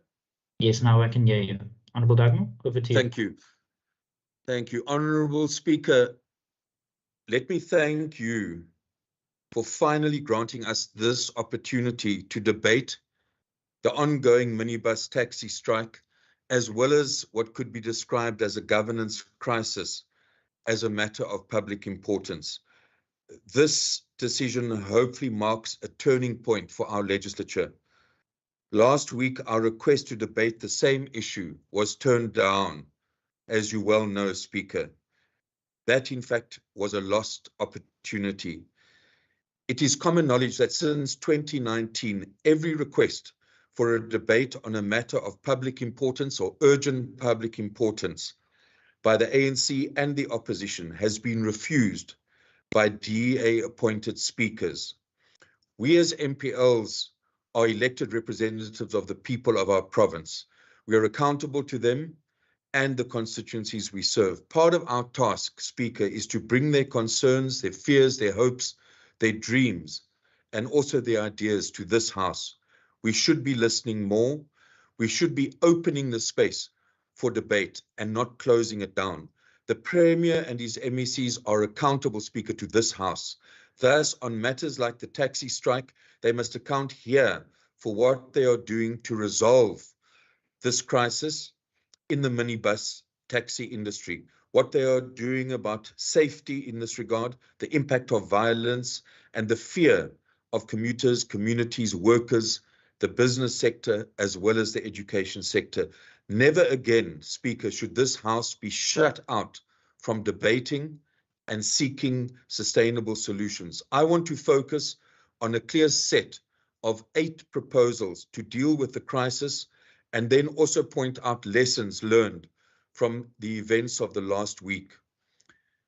Proposal number 1, that the City of Cape Town must immediately suspend the impoundment of taxis. This would be a concession by the city. Number 2, the immediate suspension of the strike. This would be a concession by Santaco. Number 3, the appointment of a mediator by the CCMA to establish a mechanism and a time frame to release all minibus taxis that have been unlawfully impounded in conflict with national legislation. Fourthly, that the mediator determine a process and timeline to address the concerns of the taxi industry, the city, the province, and the National Department of Transport. Number 5, a strong commitment to report back to and engage with communities. Number 6, to reopen public participation to review the city's bylaw. Number 7, the active cooperation by the taxi industry with the South African police and law enforcement agencies to ensure the safety of communities, learners, and the broader community. And number 8, a commitment by the city for active restraint by their leaders regarding the use of combative communication and actions that risks fueling further tensions. Our country has a history of racist violence and brutal repression against the majority of South Africans. We have a proud history of gallant resistance to the system of apartheid and colonialism. We have a history of deliberate economic exploitation and exclusion. But Speaker, we also have a proud history of resolving conflict, dealing with issues of violence and political differences through genuine negotiation and conflict resolution. The Constitution of our Republic is a product of struggle and, yes, also of compromise. It lays out clear values and principles and calls on us to build our country and to redress the injustices of the past via legislation and the allocation of resources. As the ANC, we support a public transport system which is integrated, safe, affordable, and reliable. We need to accept that the minibus taxi industry is exactly that. It is an industry. It is a critical component of our public transport system in our province, along with rail, with bus, and the rapid transport bus system. The taxi industry is largely Black-owned, with African and colored operators and owners having built this industry over decades. A lesson we hope the city has learned from this crisis is never again to demonize an entire industry, never again to brand an entire industry and its leaders as criminals and thugs. A second lesson, and a basic lesson, is not to lie to the people. We have seen the city's JP Smith openly lying by saying in July this year that impoundments have begun in terms of the new city bylaw, and then a few weeks later in August saying that not a single taxi has been impounded in terms of this bylaw. This is the shameless conduct which lies at the very root of this conflict, the violence, the division, and the disruption which has hit our city. It is not surprising that some analysts and commentators have described JP Smith as the real thug in this situation. The DA and JP Smith in particular have ignored the lessons of our divided past. Their only response has been to mimic the so-called kragdadigheid of PV Botha and the National Party. They have sought to impose collective punishment. Let me make it very clear that as the ANC, we condemn each and every act of violence, of arson, of intimidation and lawlessness. We will never compromise on the need to uphold our law and protect and defend our constitutional democracy. Those who have committed arson, violence, must be brought to book. There can be no debate about that. As the ANC, we also support the rule of law. We will never compromise that fundamental principle of our constitution. In this regard, the statement by JP Smith, supported by Mayor Hill Lewis, that they will impound 25 minibus taxis for every vehicle set alight is nothing but fascist collective punishment. This statement not only undermines the rule of law, but is the antithesis to our constitution. The perpetrators of arson must be arrested and charged. It is critical that Honorable Dagmore, yeah. I see a hand, so I'm going to allow Honorable Murray. Is that a point of order? Honourable Speaker, through you, if the honourable member would take a question of whether this is the council sitting focusing on Alderman's actions or Honourable Murray, before you pose the question, let me ask the Honourable Dagmore if he's prepared to take a question. At the next oversight visit, where there's more time, I'm welcome. The honourable member is welcome to engage further. May I proceed? Thank you very much, Honourable Murray. The honourable member is not prepared to take a question. I recognise the honourable side. Is that a point of order? Yes, Honourable Speaker, that was not a, I mean, she actually went to ask a question. She was supposed to, Honourable Murray was supposed to say, can I ask a question? Not go ahead and ask a question. She's also not supposed to be asking questions to Honourable Dagmore. She must ask questions to her MECs who are failing at the moment. You're completely out of order now. Honourable side, you're completely out of order. I've allowed you a point of order. I've ruled before you rose on a point of order. So that is not a point of order. And Honourable Dagmore, my apologies, you may continue. Government must work with and support the industry regarding resolving issues of permits and routes, training of drivers, setting up of businesses and cooperatives in the transport value chain. We must also put all of our efforts together to get all metro rail lines operational again. This will require all spheres of government to work together. And we hope that the Premier and the Mayor will keep JP Smith out of these attempts to get Metro Rail moving again. It is not surprising that some analysts have actually labeled the DA's conduct as the launch of their election strategy to divide the working class and poor along racial lines and project themselves as the so-called custodians of law and order. In the process, they have caused irreparable damage to the city, damage to property, death, disruption of education, violence against women and children. They have actually damaged all attempts at healing the divisions in our city. They have set up a narrative against them and drawn a lager around those who they regard as us.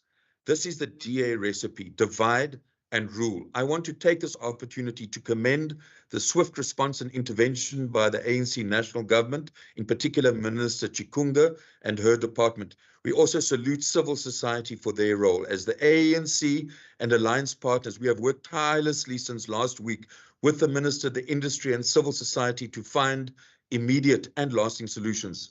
This, Speaker, we will continue to do. We have put forward 8 steps as a way out of this Honourable crisis. Dartmoor, As your the time is ANC, expired. we will Please engage conclude. with the city to actually, the labour, business, the faith sector. Not only will we seek lasting solutions, but we will seek to reconcile, to Thank unite, you, Honourable and Dartmoor. build Your peace time in is our now city expired. and province. Your time has expired. Thank you very much, Honourable Dartmoor. I now recognise the Honourable Premier, Premier Windy. Thank you very much, Speaker, and thank you very much to the Honourable Dugmore for putting... Honourable Premier, my apologies. Honourable Karma, is that a point of order? Yes, Speaker. Honourable Karma, what's your point of order? Yes, thank you very much, Speaker. I want to address you on a matter which I think equates to undermining the responsibility of oversight that is with this House. I think earlier the Chief Whip Speaker moved a motion that we get the questions to the Premier without a notice to stand over to the next sitting, and that was agreed to. And the understanding then was that the Premier is not available. And I want to check with you, Speaker, that are we going to allow this House to run as the Premier feels and how he wants it to run? Because the Speaker, the Chief Whip would have not said he is not available for the whole sitting, would have moved that part to a later part of this meeting.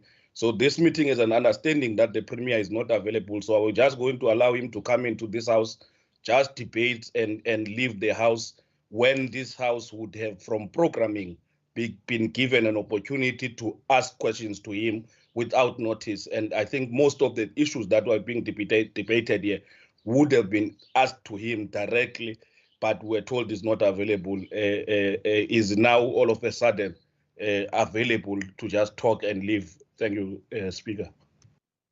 Thank you very much, Honourable Kama. I recognise the Honourable Dugmore.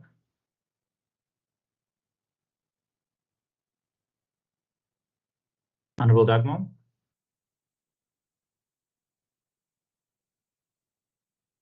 Can you hear me now, Speaker? Yeah.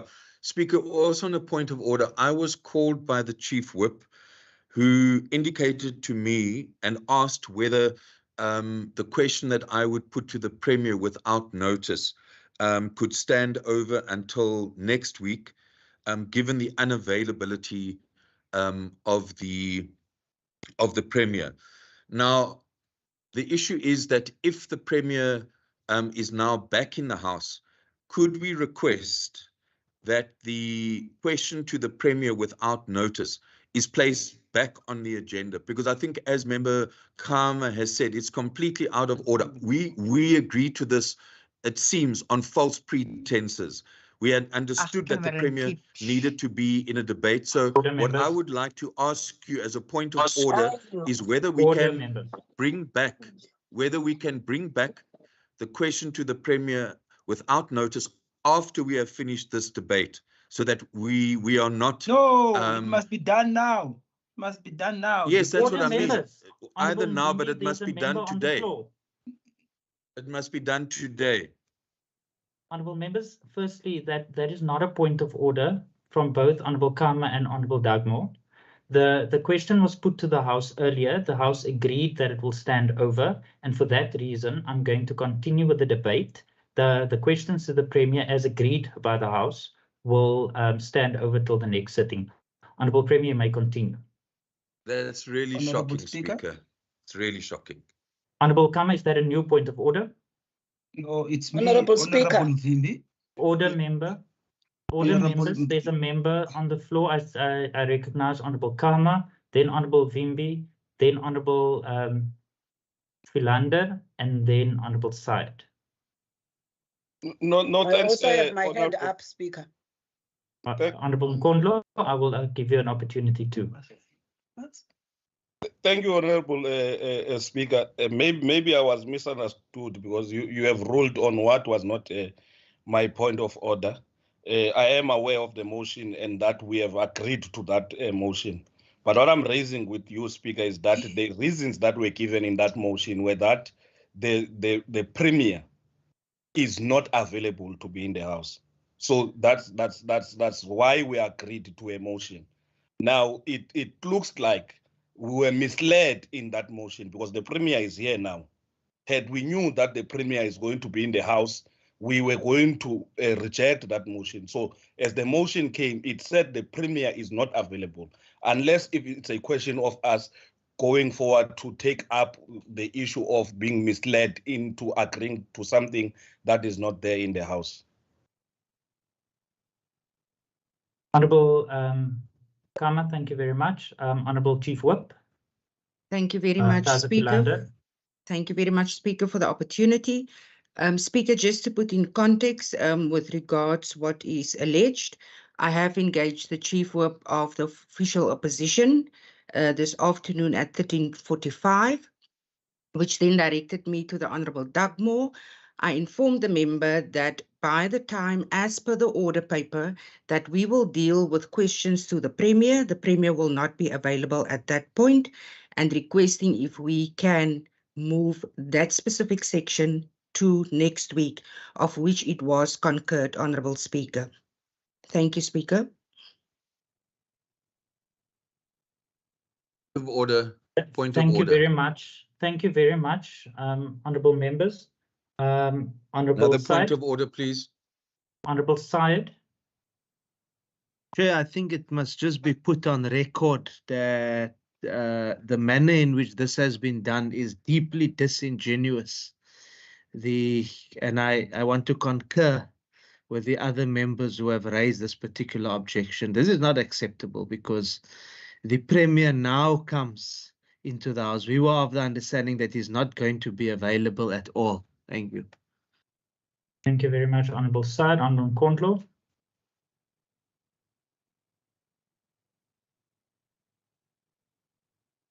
Honourable Nkondlo. Yes, Speaker. I think, Speaker, I rise on the same issue of the basis of the information provided to arrive at a decision. I appreciate what the Chief Whip of the majority party is providing now, which is a more detail of which was not shared with the House at the time, including when the MEC of Education also in his opportunity after the statement, he never provided those details. So the House can't be misled, and we can't have a parliament that is reduced to being toothless by the executive because the Premier will come in as and when he wishes. Honourable Ndimbi. Chair, my hand was up. I'm fine, Honourable Speaker. Thank you very much, Honourable Dugmore. Speaker, last point. Yeah. Speaker, my point of order that I want to address you on is the false statement from the DA's Chief Whip. The DA's Chief Whip informed me not that he would not be available at the time of the questions to the Premier, but that he would not be available at all. That is what the Chief Whip told me, and I really want to request that she does not mislead the House. Because clearly, if he was going to be available later, it would have been no problem to simply move questions to the Premier later. I think this House is truly being manipulated now by the DA Chief Whip. Honourable Baartman. Thank you, Chair, for giving me this opportunity. I would actually like to rise on a separate point of order in terms of Rule 59 for casting for the respective members, Dugmore, Kama, Syed, and Nkondlo, casting aspersions upon the Chief Whip. My understanding is actually that part of the message to, for example, Chief Whip Blacker was that the Premier was called to an urgent and important meeting with Santako, which was part of the message that was sent to the respective Chief Whip of the opposition. That is an example. And because of that, at the time, the Premier was not available for QTP. The House has further then said, yes, we agree QTP will stand over. Now, we all know that this is a debate of public importance, and part of the topic is the taxi strike, which involves Santako. Do we really expect the Premier to not sit down with respective stakeholders to then come to a conclusion on this particular matter? And I propose that we move forward as a second matter of the particular topic. Thank you. Thank you very much, Honourable Baartman. Honourable Chief Whip. Thank you very much, Speaker. I am covered by the Deputy Speaker and support the proposal for us to move forward. Thank you very much, Speaker. Thank you very much. I will now allow the last opportunity to Honourable Minister Ellen. Thank you so much, Speaker. I do note in terms of the comments made by the Deputy Chief Whip and the Premier's time allocation here, but I confirm that that particular meeting took place and the Premier actually showed leadership by being in that meeting, chairing that particular meeting, which included a number of Santaco leaders, but also all spheres of government here in the Western Cape, including the city of Cape Town. So that is actually leadership. So the comments made is actually distasteful. So sorry. Thank you. Thank you, lead Honourable. with lies and deception. Thank you, Absolute Honourable nonsense. Minister Ellen. Honourable Syed, Honourable Nkondlo. Honourable Syed, is that a new point of order? Yes, Chair, with respect to the respected Honourable Allen, I know he did not intend to necessarily raise that point of order. He was asked by some of those inside of the DA want to use him. But just to indicate, this was not an opportunity to report on the meeting. We saw the video and we would expect that the Premier reports on the meeting when he does speak. What we would like to propose, and that's why I had my hand up, is that after the debate, we then go to the questions to the Premier without notice. Surely we can do that. Thank you. Honourable members, I have ruled previously there was a question put to the House. The House agreed that questions to the Premier will stand over. We are in the middle of, we just started a debate in terms of Rule 143 in the interest of the citizens, because it's a matter of public importance. I do not want to entertain any further points of orders on this because the citizens are watching. So for that reason, I recognize the Honourable Premier and we will continue with the debate as scheduled. Speaker. Honourable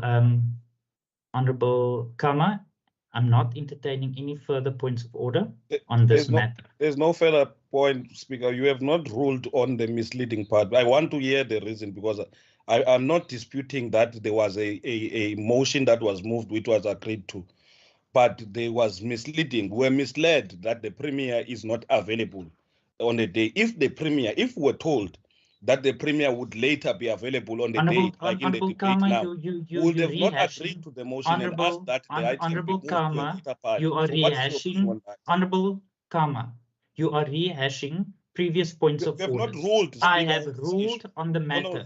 We will continue with the debate as scheduled on the order paper.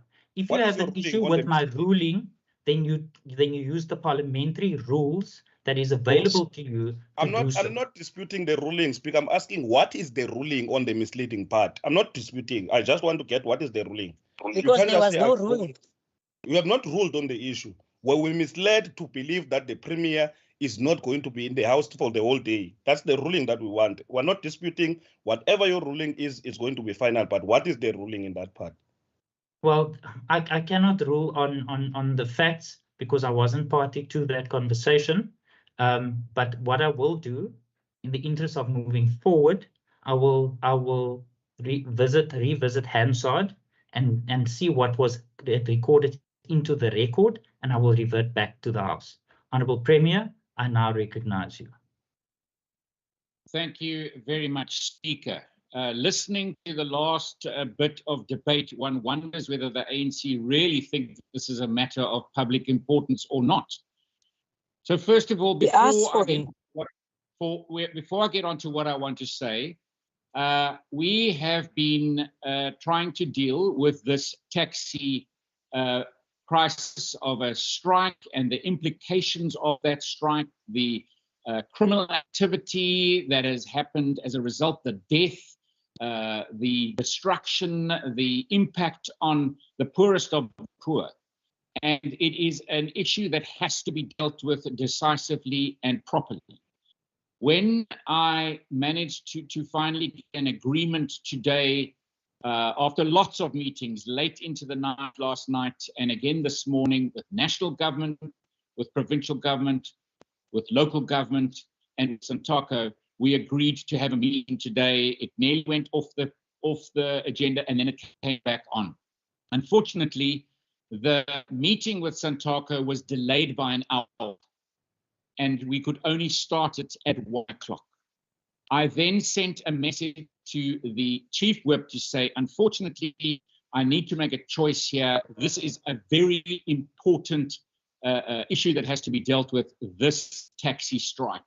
In the interests of our citizens, we need to make sure that I'm involved in this meeting. And we had the meeting. I informed the chief whip that there's definitely a possibility that I'm not going to make it back to Parliament. I had to make a choice. Back to Parliament in time for questions to the Premier. I can't involve myself now in programming. We had the meeting. And generally these meetings with Santaco take quite a long time. This meeting ended about 22 minutes ago or 25 minutes ago. As soon as it had ended, I thought, well, a perfect time to come back to Parliament. I cannot influence programming or the decisions that the House made around my questions. I'd send a message to the chief whip. Whatever the House makes in a decision, I will abide by. But this is a very serious issue. And instead of just staying away post the meeting with Santaco, I thought it would be the right thing to come and then take up the slot in the debate. So I would like to start off by some of the statements that Honourable Dugmore made. Thank you for putting this on the agenda as an important topic for discussion. I absolutely agree with you. What I don't agree with you is that we do not treat, or that this is a governance crisis. Where I also don't agree with you that I know, as being the chief whip of the opposition, when the very Dugmore, was in government in this provincial parliament and in provincial government, I was never allowed, or our party was never given the opportunity to entertain a debate on importance to the public, or whether it be provincial or otherwise. So he mustn't come here with his high and mighty. Just go and have a look. We apply the rules, and here you have been given the opportunity. And I thank you for the question, and we need to use that opportunity.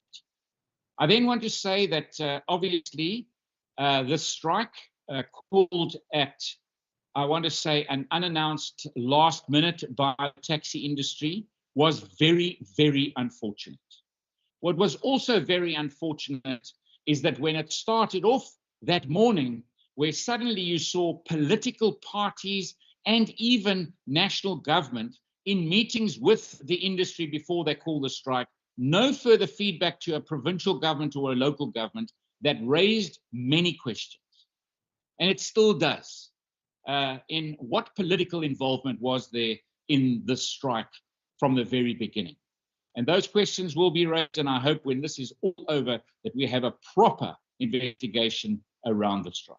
But our job right now is to make sure that we find a mechanism, that law and order is always applied, that we understand that in the task team, what was the cause of the strike, why did it happen, and where do we find each other in between. And I want to say from the outset, we need to make sure that we are looking after the safety of our citizens, the safety of our commuters, crime and road safety, and let's keep this to the taxi industry, public transport, and safety of our citizens on the road.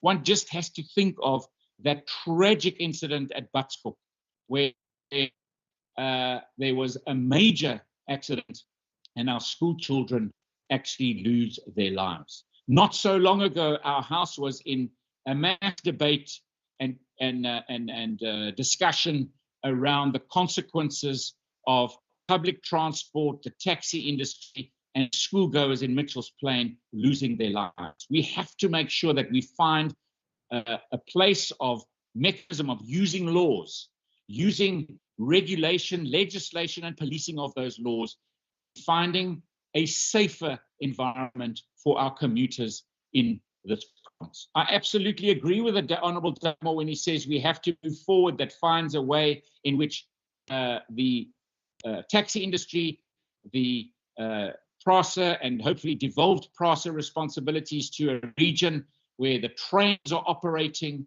where buses are operating in an integrated, safe, and I reiterate safe, cost-effective mechanism of public transport on time for citizens to get around our city and our province on a daily basis. We have to move towards that environment. Of course, why are we in this position? Because there's a disagreement around empowerment. Honourable Premier, your time has expired. Can you please conclude? Where there's a disagreement around empowerment. We have got to find a safe environment that enables public transport to operate, that needs law and order. But I must say that I think we have put a really reasonable offer on the table with the taxi industry, and I sincerely hope that... Thank you, Honourable Premier. The time has expired. Thank you. Thank you very much. I now recognise the Honourable Klaas. Thank you, Speaker. The economic freedom fighters in the Western Cape condemns the strongest term what has now become an abuse of power by the DA-led provincial and the local government in a proposal delaying to issue taxi permits to deserving taxi operators, followed by impound of their minibuses. On the 3rd of August 2023, the South African National Taxi Association in the Western Cape took a decision to take all taxi operations in the province. This move took place following previous impoundment of number of taxis by the City of Cape Town under the newly passed bylaw, which makes it possible to impound vehicles in the cases where fine will be ordinarily be the competent section. The aftermath of this event has resulted in a taxi commute being stranded and unable to go to work. Children are unable to go to attend school, and general negative impact of the economy of the province. The situation has been deteriorated in such a state that this also allows opportunities and tasks to try by killing people, stoning their cars, and looting shops. While the situation attends, unfortunately, blame should be squarely be placed on the Western Cape government and the local government attempt to collapse the black and colored economy and transport system. The modus operandi is the provincial regulated entity. Despite taxi operator with issuing taxi operating license and for the City of Cape Town to impound taxis operating was awaiting for the permits, the long-term orchestrate goals is to disadvantage the taxi industry in the province in order to make sure that the highly subsidized Golden Arrow and My City bus service remain profitable and operate without competition from the taxi industry. The discontinuation of the Blue Dot taxi funding by provincial government was firstly step in the long service of what it is follow with an attempt to dispower the taxi industry. In the light of the above, the fact that the provincial and the local government find themselves in an untenable position, as the EFF will call on National Minister of the Transport and the Minister of the Corporation Government to intervene on this matter of the hand in order to prioritize the livelihood of our people as well as finding lasting solution that will remedy the current impasse. With that fact, we also call for removal of mayoral committee member for safety and security in the City of Cape Town, JP Smith, who has been using every second of his time to exacerbate the situation. We have been innocent people losing their lives in the process. I thank you. Thank you very much, Honourable Klaas. Right on the time. I now recognise the Honourable De Villiers. Honourable Speaker and honourable members, I stand shocked before you over the events of the past week. A week ago, as we sat in this chamber, trying to find ways to make this province better for all its citizens, the Mayor of Cape Town, Gordon Hill Lewis, and his MECO member, Safety and Security, JP Smith, took the first of a number of decisions that has set not only Cape Town, but the entire country on a path of war. The immediate result of that decision was that at least 200,000 were left stranded in Cape Town CBD on Thursday night. The long-term effects have left death and destruction in their wake. On Tuesday and again yesterday, these same two rebels without a cause decided to respond with arrogance and impunity to the National Minister of Transport and again defied the wishes of the people of Cape Town, Western Cape, and indeed South Africa for calm negotiation. I thank the Honourable Mackenzie and the Premier for their positive contributions to the discussions with the National Minister, but ask that the Federal Executive of the Democratic Alliance seriously consider suspending Mayor Gordon Hill-Lewis and Alderman J.P. Smith and have them proper investigated for the role in this disaster. I thank you. Thank you very much, Honourable de Villiers. I now recognise the Minister of Health and Wellness, Minister Mbombo.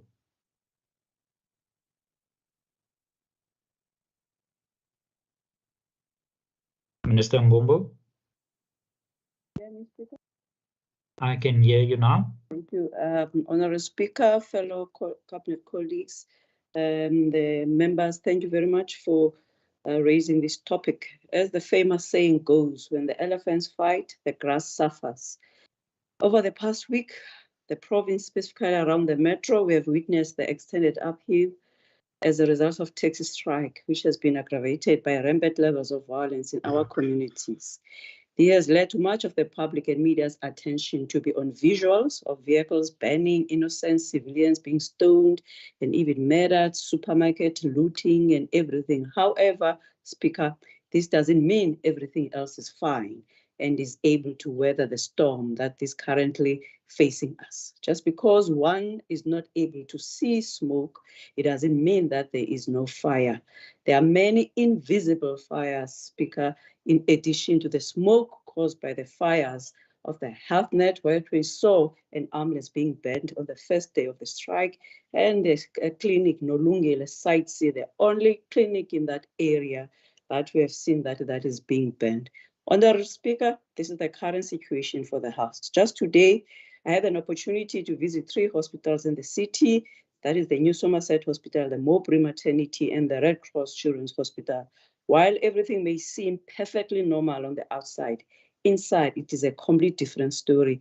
We're all aware that the health system has faced many challenges and has experienced chronic underfunding from the national government. COVID left us with a wounded health system.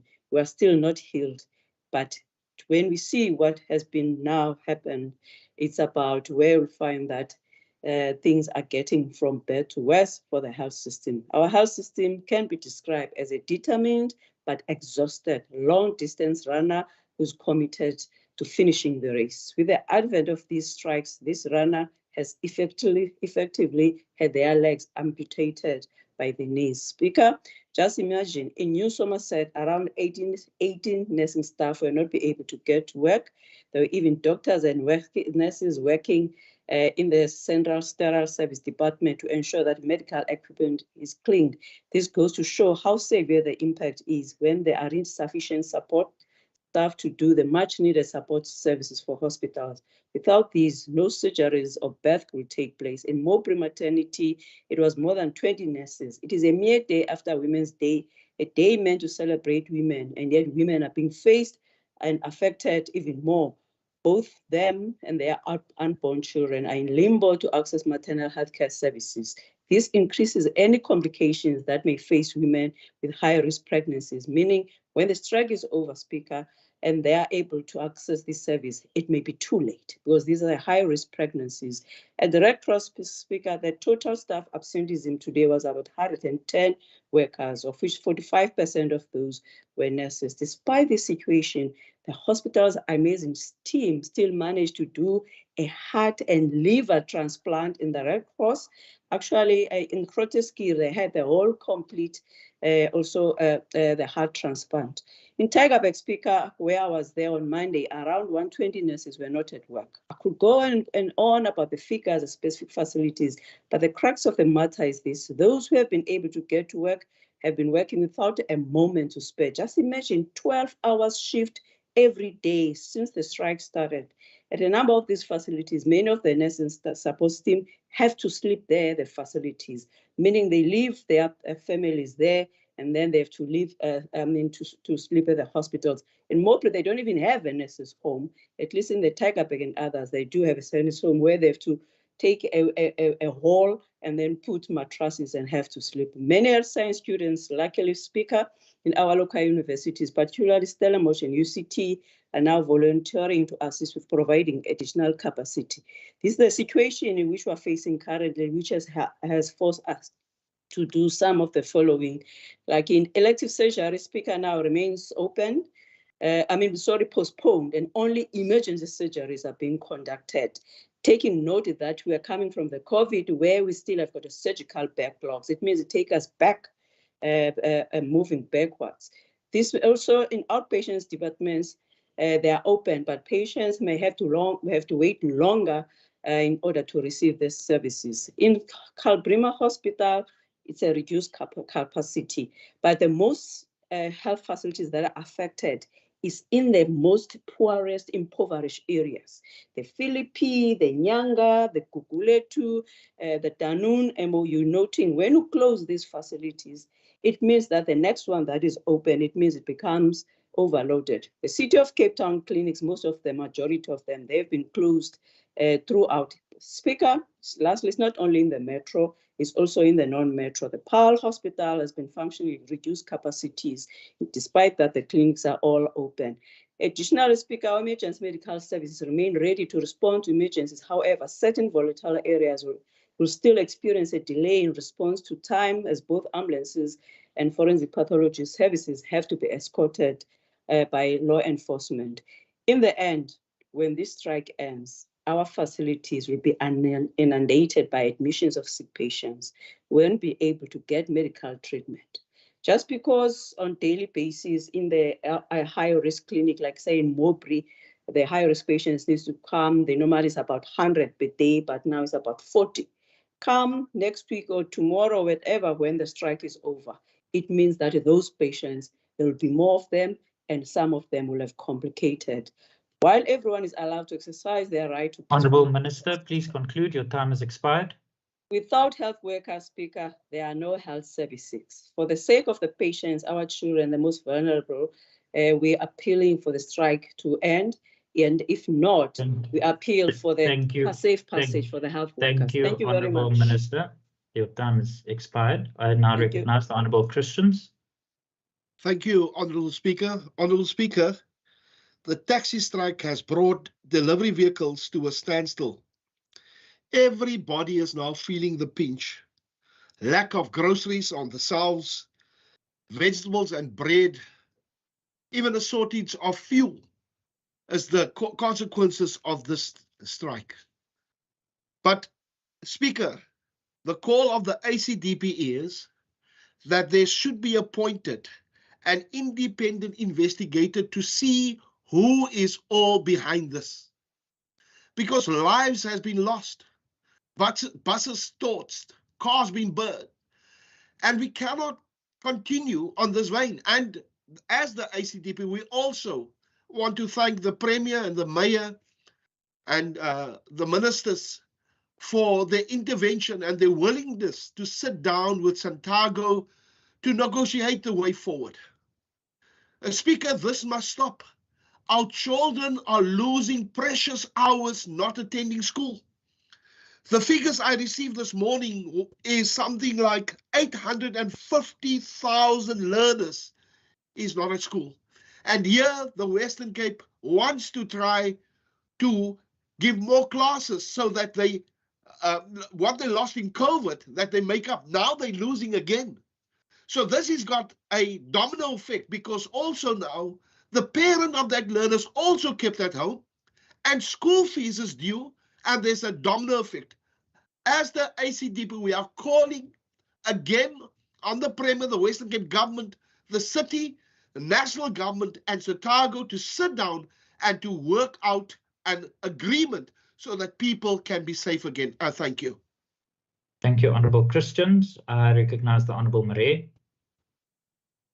Thank you, Speaker. Speaker, public transport should be seen to be safe, reliable, well-maintained, not overcrowded and affordable. That's why in Luxembourg in the year 2020, they scrapped fares on public transport. The people are very happy. No competition, nobody fights with nobody. Secondly, reliable public transport has a great impact on the ability of workers to get to their work and also for children to get to school. The impounding of some taxis was drastic, but not unexpected, since regulation of the taxi industry was done very amateurish. We must remember 70,000 minibus taxis crashes were reported in 2020. Taxi licenses are given out like lollipops at a school bazaar. Anybody can get one. And when competition is uncontrolled, like it is here, drastic action must be maintained in order to control it. At Durbanville, where I live, I noticed up to 100 taxis at a small taxi rank, blocking roads, swearing at motorists who complain, riding on pavements to overtake cars, and ignoring red robots. And where were the traffic officers? The DS chickens have come home to roost. 5 people were killed during the strike by taxis, a British doctor amongst them. It's lack of good governance and regulation. Stop issuing more taxi licenses until a proper needs analysis has been done in a township. We can't just go on giving out taxi licenses afterwards complain. Draw up a bill of passenger rights. Honourable Marais, your time has expired. Please conclude. Right. We need a bill of rights for passengers, and it must be written into a municipal bylaw. Thank you very much, Honourable stop Marais. impounding Thank you. taxis. Thank you very much, Honourable Marais. I now recognise the Minister of Police Oversight and Community Safety, Minister Allen.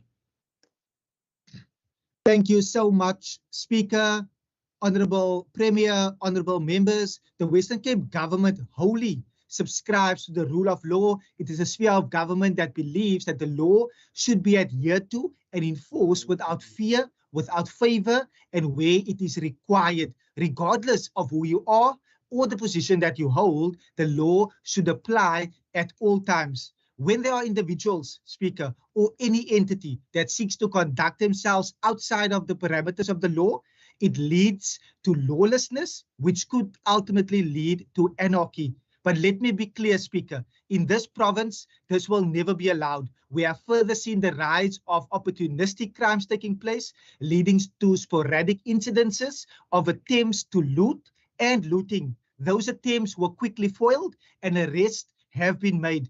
Speaker, we ensured via our oversight role over the South African Police Service that all law enforcement agencies, including traffic, including LEAP, including our Metro Police, were and continue to be strategically deployed, and particularly in our hotspot areas. We have consistently had in excess of 1,500 officers, including our traffic and LEAP officers, working around the clock to address the issues that might arise.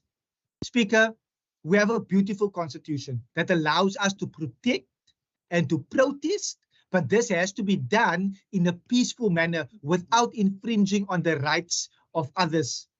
Sadly, Speaker, as a result of the strike, violence and lawlessness led to 5 people losing their lives. None of these killings should have occurred, and this is a complete tragedy. Their families will never see them again. While I am awaiting for further information on the various individuals who are, and I can confirm that it included one dedicated LEAP officer by the name of Officer Quinana, who at the age of 33 was in the prime of his life, and he was confirmed a victim last week, Friday. On Sunday, I visited the father of 4, and I conveyed my sincere condolences, but I could see the pain, the agony. His sister told me he was the breadwinner of the entire family. Deputy Speaker, taking alternative route was to be the last action that that particular LEAP officer had to face. Also, it included a British national, which because of the taxi blockade, his GPS redirected him, and that was ultimately his last time alive on Earth as well. It's really sad, and it is as a direct result of the strike action. So those responsible for these debts should ultimately be able to answer it. We will not allow for any of these to go unanswered, because we have that oversight. Our court watching brief will also monitor those particular cases. Speaker, there has to be recourse for every single death, the damages and everything else that violence has occurred. On Monday, we saw 43 taxis seeking to block access to Cape Town International Airport. SAPS and law enforcement swiftly ensured that the blockade could be removed, with the vehicles being impounded, while 43 drivers were arrested. To date, more than 120 arrests have been made, and I expect even more arrests to be made following a number of the CCTV cameras that is being looked at. 145 cases of malicious damage to property have also been recorded. 28 vehicles were burnt, and various other matters, including attempted murders, are being investigated. Speaker, the fact is, had it not been a taxi strike, no violence, no lawlessness, everything that is unfolding and that we have seen over the last week would not have occurred. We cannot have a situation in our province where violence erupts and it leads to people dying, it leads to looting, and it leads to ultimate people losing out. And that is what this government has been fighting for. And we are working incredibly hard, Speaker, to reduce murders in our province. The last quarter crime statistics showed that we had a 14.1% decrease in the murder rate, which was the highest in the entire country. When murder is increasing on average, our country, it's decreasing here. And this strike has required us to divert resources. Instead now of combating crime, particularly murders in priority areas, officers have had to keep peace in the strike so that there is not violence in those protest actions. But Speaker, we are being taken away from creating safer communities with a matter that is currently unfolding, and we are trusting it will end in the very near future, because we are wanting our residents to get back to work. We want law and order, and we want our officers to be on the ground so that they can look for those perpetrators, track them down, trace them, so that they can ultimately be held accountable. And officers will continue to be present and visible, and the law will ultimately be enforced. Thank you so much to each and every cabinet minister, to members that have helped, that have assisted. Each and every department has played a role to make sure that we are able to get through this time, a difficult time, to help our commuters, but we know we cannot do it without the communities. We had over 17,000 neighborhood watchers that we also communicated with, and they then have sent relevant information to their sector commanders so that it can be quickly operationalized in order to bring stability where there is sporadic incidences. And we couldn't have done it without the cooperation of all our partners. And we will continue, Speaker, to make sure that this province is the province that other provinces look to, where they ask us in order to provide them with information on best practices. How are we implementing programs? How are we addressing or implementing a data-led and evidence-based approach? And Honourable we have Minister, consistently led Honourable from Minister, that your time has perspective. expired. Please conclude. Speaker, once again, we are saddened that we have had to see people being murdered in our province, and we have extended our sincere condolences to those loved ones and family Thank you members. very much, Honourable Minister. I You now are the recognize the reason. Honourable Mkonlu.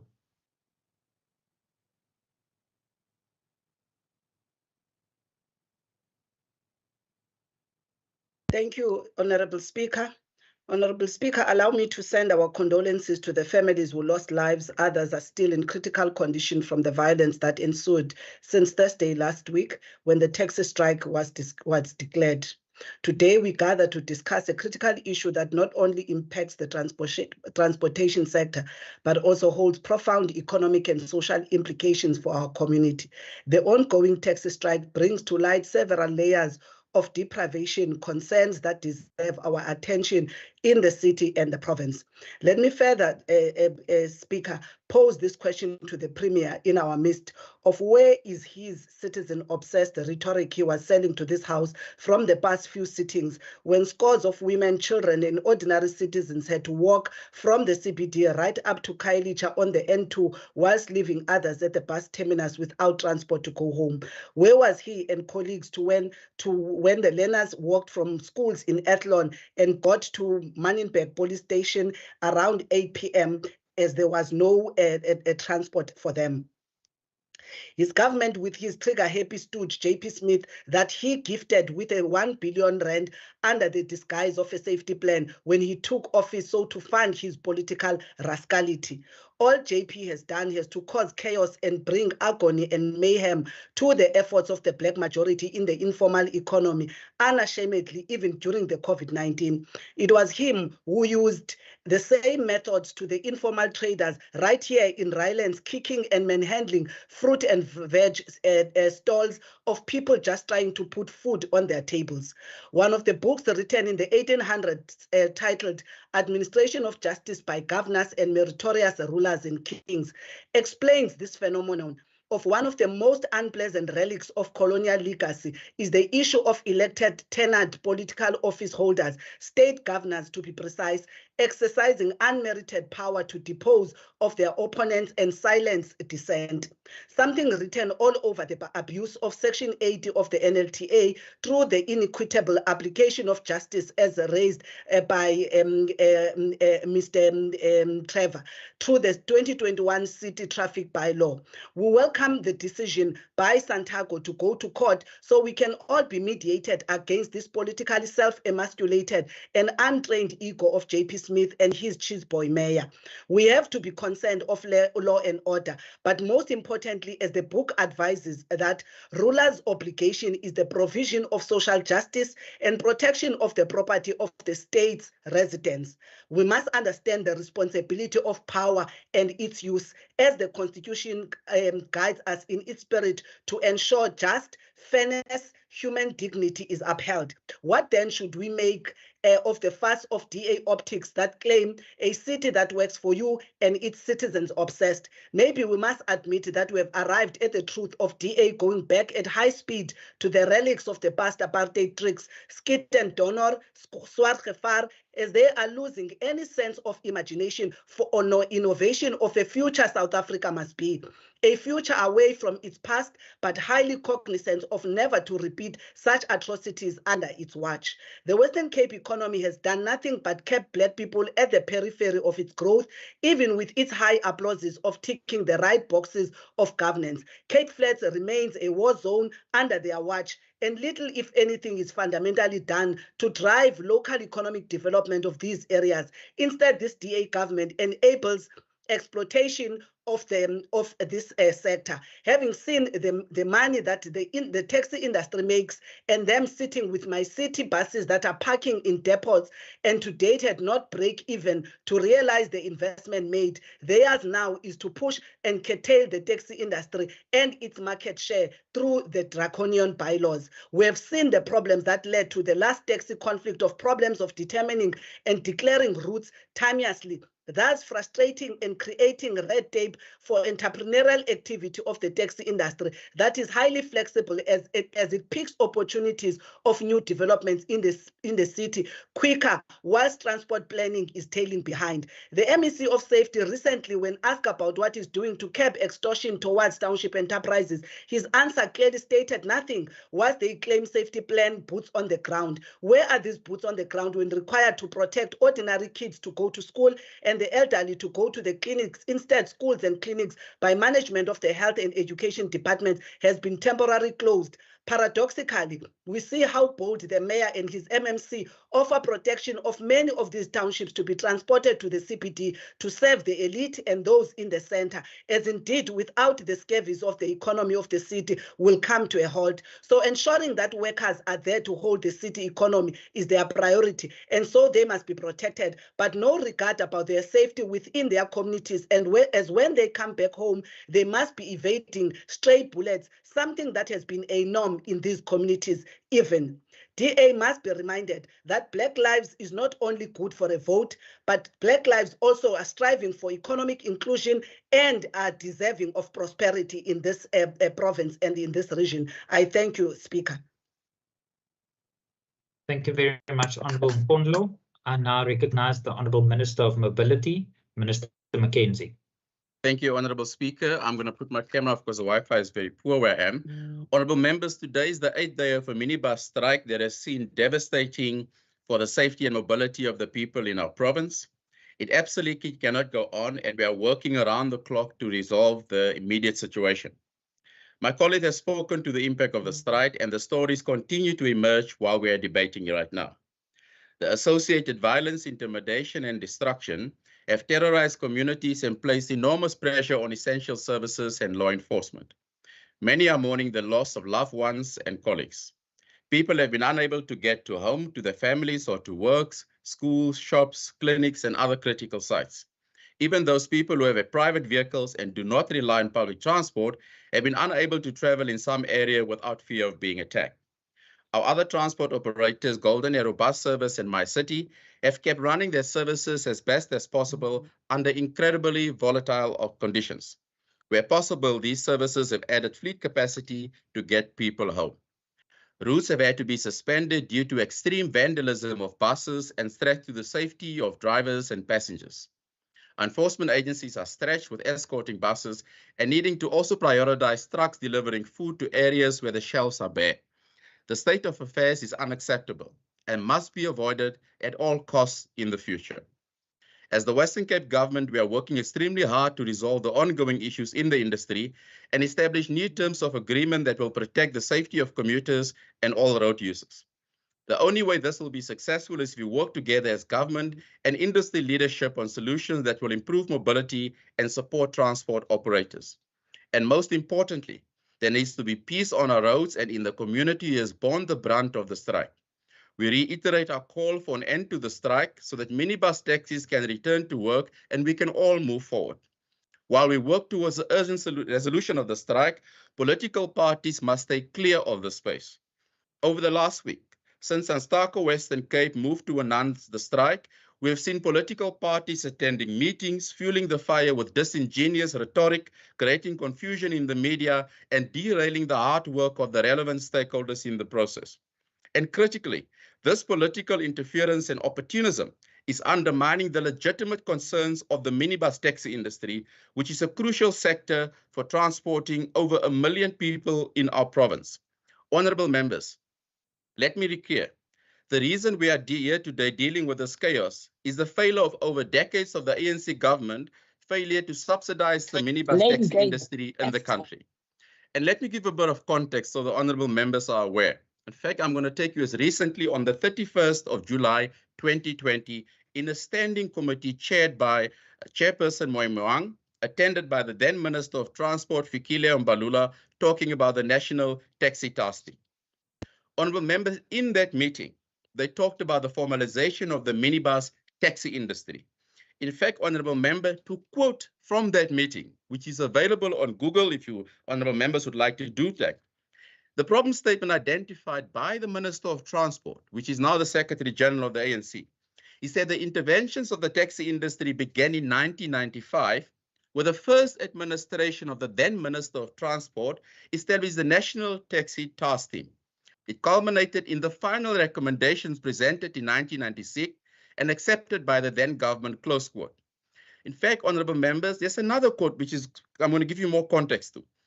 To quote from that standing committee in the National Parliament, chaired by the ANC National Standing Committee, addressed by the National ANC Minister of Transport. He said 25 years later, stock had to be taken on how the far department had come, close quote. Now, this is, members, in the conditions that we are operating. Since 1996, the ANC government, by admittance of their own members, have done nothing to change the face of the minibus taxi industry. So when Honorable Member Dagmo, Honorable Member Nkondlo, Honorable Member Said, and whoever of the ANC tried to attend a meeting of Monday morning of a task team to address the issue of the minibus taxi industry, I was deeply offended. I was deeply offended by the 60 million people of this country, where this ANC government has done absolutely nothing over the last 30 years. Honorable Minister Mackenzie, please take your honorable side. Is that a point of order? Honorable Speaker. Order, Honorable members. Speaker, can I be heard, please? Honorable Speaker. Yes, you may. What the Honorable Mackenzie has just done now is to lie in this august house. He was explained the context. We were called by the minister to have a meeting before he arrived. It's got nothing to do with needing to go to a meeting where he was. He was not. He must not come here and misrepresent facts. He must not misrepresent facts. We're all trying to find a solution. He's a liar. Firstly, that is not a point of order, but it's equally Mackenzie unparliamentary. is a liar. It's equally This is how they unparliamentary. lead. They lead with lies and deception. Honourable members, there was a member on the floor. There was a point of order for Honourable Syed, and Honourable Syed, I need to call you to order. It is unparliamentary to refer to another honourable member of the House as a liar. There is processes and there's a that you can follow if you want to bring any sort of information to the attention of the House. That is unparliamentary. And can I please ask the honourable members who keeps interjecting that you are going against Rule 40 of the standing rules, which we all agree to. With that being said, on both sides, is that a new hand and a new point of order? No, Chair. It's an opportunity for me to withdraw. I would like to withdraw the remark to say that Member Mackenzie has lied. He is misleading the House. Thank you. Your withdrawal is noted. Honourable Minister, you may continue. Let me repeat, Honourable Chairperson. When I arrive at a meeting with ANC members Dagmo, ANC member Nkondlo, ANC member Said, and any other ANC member present, I am deeply offended on behalf of the 60 million people in this country to attend a meeting to address issues that is created by the ANC. It's a factual statement that based on minutes of the Standing Committee of National Parliament, based on minutes of meetings attended by the National Minister of Transport, that they have failed to deal with the minibus taxi industry of over 30 years. So I am deeply offended if the creators of the problem want to attend a meeting to address. What have you done to Red Dot and Blue Dot? That's how you won that post, by lying. That's how you became an MEC. Can I please ask that the table staff please mute all members? Honourable members, we have come to the end of the debate. Everyone had an opportunity to make their contributions. The Minister is now being afforded an opportunity to make his contribution. If you do not agree with the content, that is unfortunately not something that I can rule on or can navigate through. The bottom line is that everyone that was on the speakers list had an opportunity to make these submissions, and I ask your indulgence to allow the Minister to make his submission as per the time allocated on the speakers list. With that being said, Honourable Minister, you may continue. Thank you, Honourable Chairperson. Honourable Chairperson, so when members talk about, and we heard Member Dagmo and Nkondlo talks about the bylaw, by the own admission of the National Minister of Transport, who was my co-chair in this meeting, it is national legislation, not a bylaw. So the honourable members Dagmo and Nkondlo is clearly not well informed. Honourable Dagmo is right. We have a proud history of sorting out conflict in this country, but it needs to be done in good faith. Honourable Dagmo was a member of this parliament. He was a member of the executive with the former premier who's now suddenly become an expert on taxi matters. If they deeply believe in an integrated transport public system, they would have dealt with these matters 10, 15 years ago. Now we are dealing with it. We are sorting it out as the DA-led Western Cape government. We are the only government in this country. We had a functional blue dot system. We are the only government in this country who tried to formalize the minibus taxi industry, not the ANC government. They've done nothing since 1994. Honourable Minister, my apologies. There's a point of order. Honourable Bosman, is that a point of order? Yes, Honourable Speaker. Honourable Speaker, I rise on Rule 45 and ask that the member withdraw the statement that Minister Mackenzie is a killer. There What was a member? statement made from Member Nkondlo and Member Van Voorgel that Member Mackenzie is a killer. I think that is not parliamentary and it cannot be allowed to stand, especially with this unruly behavior. Don't lie. I never said such a thing. Don't lie, bossman. Honorable Nkondlo, there's a member on the floor. I will give you an opportunity. Honorable Bosman, that was a point of order raised by the honorable member, Honorable Nkondlo. And can I now provide you an opportunity? Did you refer to the honorable minister as a killer? Speaker, please assist this member. You know, this thing of lying about people, you can even go to one side. I've not even said such anything close to that. This thing of your DA members who lie and try to deceive people using lies. I've never said such a thing. Thank you, Honorable Nkondlo. Equally, again, we are all honorable members, and you cannot refer to a member of the House as a liar or refer to any member as lying. I will, Honorable Bosman, refer to Hansard, and I will come back to the House with the ruling. Honorable Syed, is there a point of order? No, Chair. Is Member Mackenzie willing to take a question on his service for the ANC government? No. Honorable Minister, there was a point of order. Honorable Minister, are you prepared to take a question? No. The Honorable Minister is not prepared to take a question, Honorable Syed. The Honorable Van Voorgel, is that a point of order? No, Speaker. I was the one killing them killers because they have blood on their hands. Hulle bloed in hulle hande, but I withdraw. Thank you very much, Honorable Van Voorgel. Honorable Van Voorgel has withdrawn. I have already ruled, but I will still come back and consult Hansard and make a ruling on the point raised by Honorable Nkondlo in the interest of Honorable Nkondlo's point. Honorable Minister, you may continue. Honorable Speaker. Honorable Nkondlo, is there a point of order? Yes, Honorable Speaker. Now that you have determined that I've never said such, I think you have to go back to Honorable Bosman to withdraw or apologize because he casted aspersions on my integrity. Honorable Nkondlo, like I said, Honorable Van Voorgel has withdrawn. I have already ruled that I was going to come back to the House in your interest, so I will do so at the next available opportunity. Honorable Bosman, is that a new point of order? No, Speaker, I'm happy to withdraw and correct my statement that it was Honorable Van Voorgel who referred to the Honorable Minister as a killer. My apologies to Honorable Nkondlo. Thank you very much. That will reflect in Hansard as such. Honorable members, can we continue? Honorable Bartman, is that a new point of order? Because I'm not going to allow any further points of order on this particular point. It is a new point of order, Speaker, and it follows out of a previous point of order, but it's not on the previous point of order.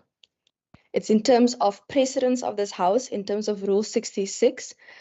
Aspersions cannot be made that when a member makes a point of order that that member is making aspersions on another person. The whole point of putting points of order is for us to ask yourself as Speaker for advice and guidance and rulings on matters. So it cannot be alleged that Member Bosman has said something and that must be true because he has asked for advice and you are the Speaker that gives us advice in this regard. And that cannot stand. Otherwise, it will happen again and again. You are wasting our time. Thank you very much, Honorable. Thank you, Honorable Bartman. Your point is noted.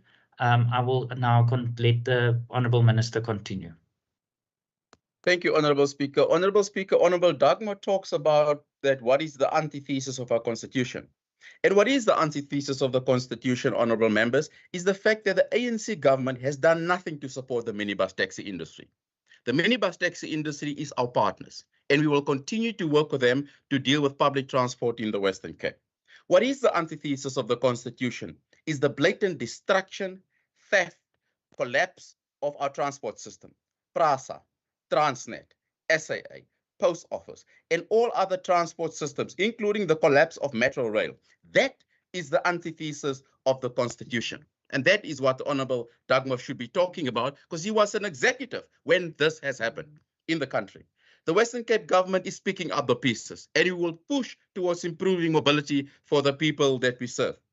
And in fact, honorable members, in other parts of the country, the chaos has been allowed to proceed. Let me remind the honorable members, when the chaos were happening in the Eastern Cape, and I've said it in this house before as chairperson, not once, 150 attacks on buses. What did the Eastern Cape government do? Their MEC, in writing, told a private business operator to give his business to the minibus taxi industry. That is not how the rule of law works.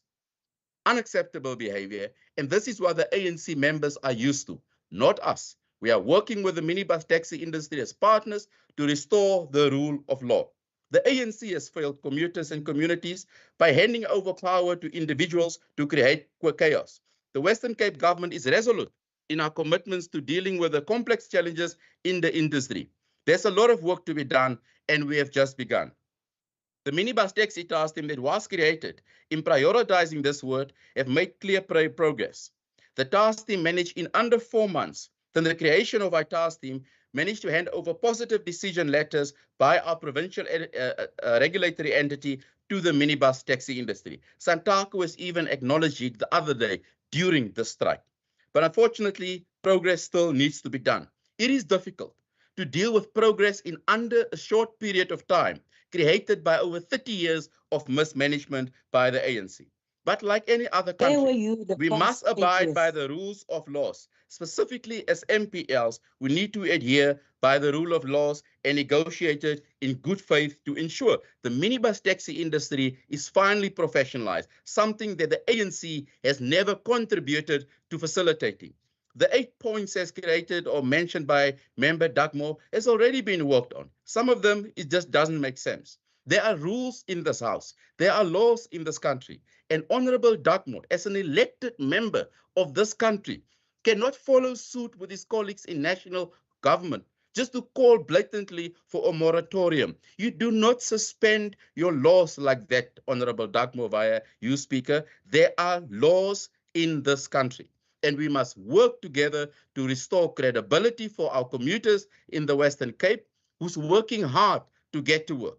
That is our role as government, and that is what we will consistently work towards achieving. So I'm asking our colleagues to please work with us. Do not try to negotiate bad deals behind the tables. Do not arrive in meetings with your ANC regalia and try to derail the process. Bring constructive proposals to these principles, because that's how we work. We want to fix the minibus taxi industry. They are a partner to us. We love commuters using public transport in this country. And we as the Western Cape government will continue to do so as we want to achieve mobility for people in the Western Cape. Thank you. Thank you very much, Honourable Minister Mackenzie. Honourable members, that brings us to the end or concludes the debate on this subject. Honourable members, please join me in allowing me to wish the Honourable Minister of Social Development, Minister Fernandez, a happy birthday. I trust you had a good day, Minister, and on behalf of the House, a happy birthday. Honourable members, that concludes the business for the... Happy birthday. Happy Honourable birthday. members. Thank you, colleagues. Thank you, Speaker. Thank Is you, it not Minister. also your birthday, Speaker? That concludes the business for the day, Honourable members. The Secretary will now end the meeting and all members will be exited from the sitting. The House is now adjourned.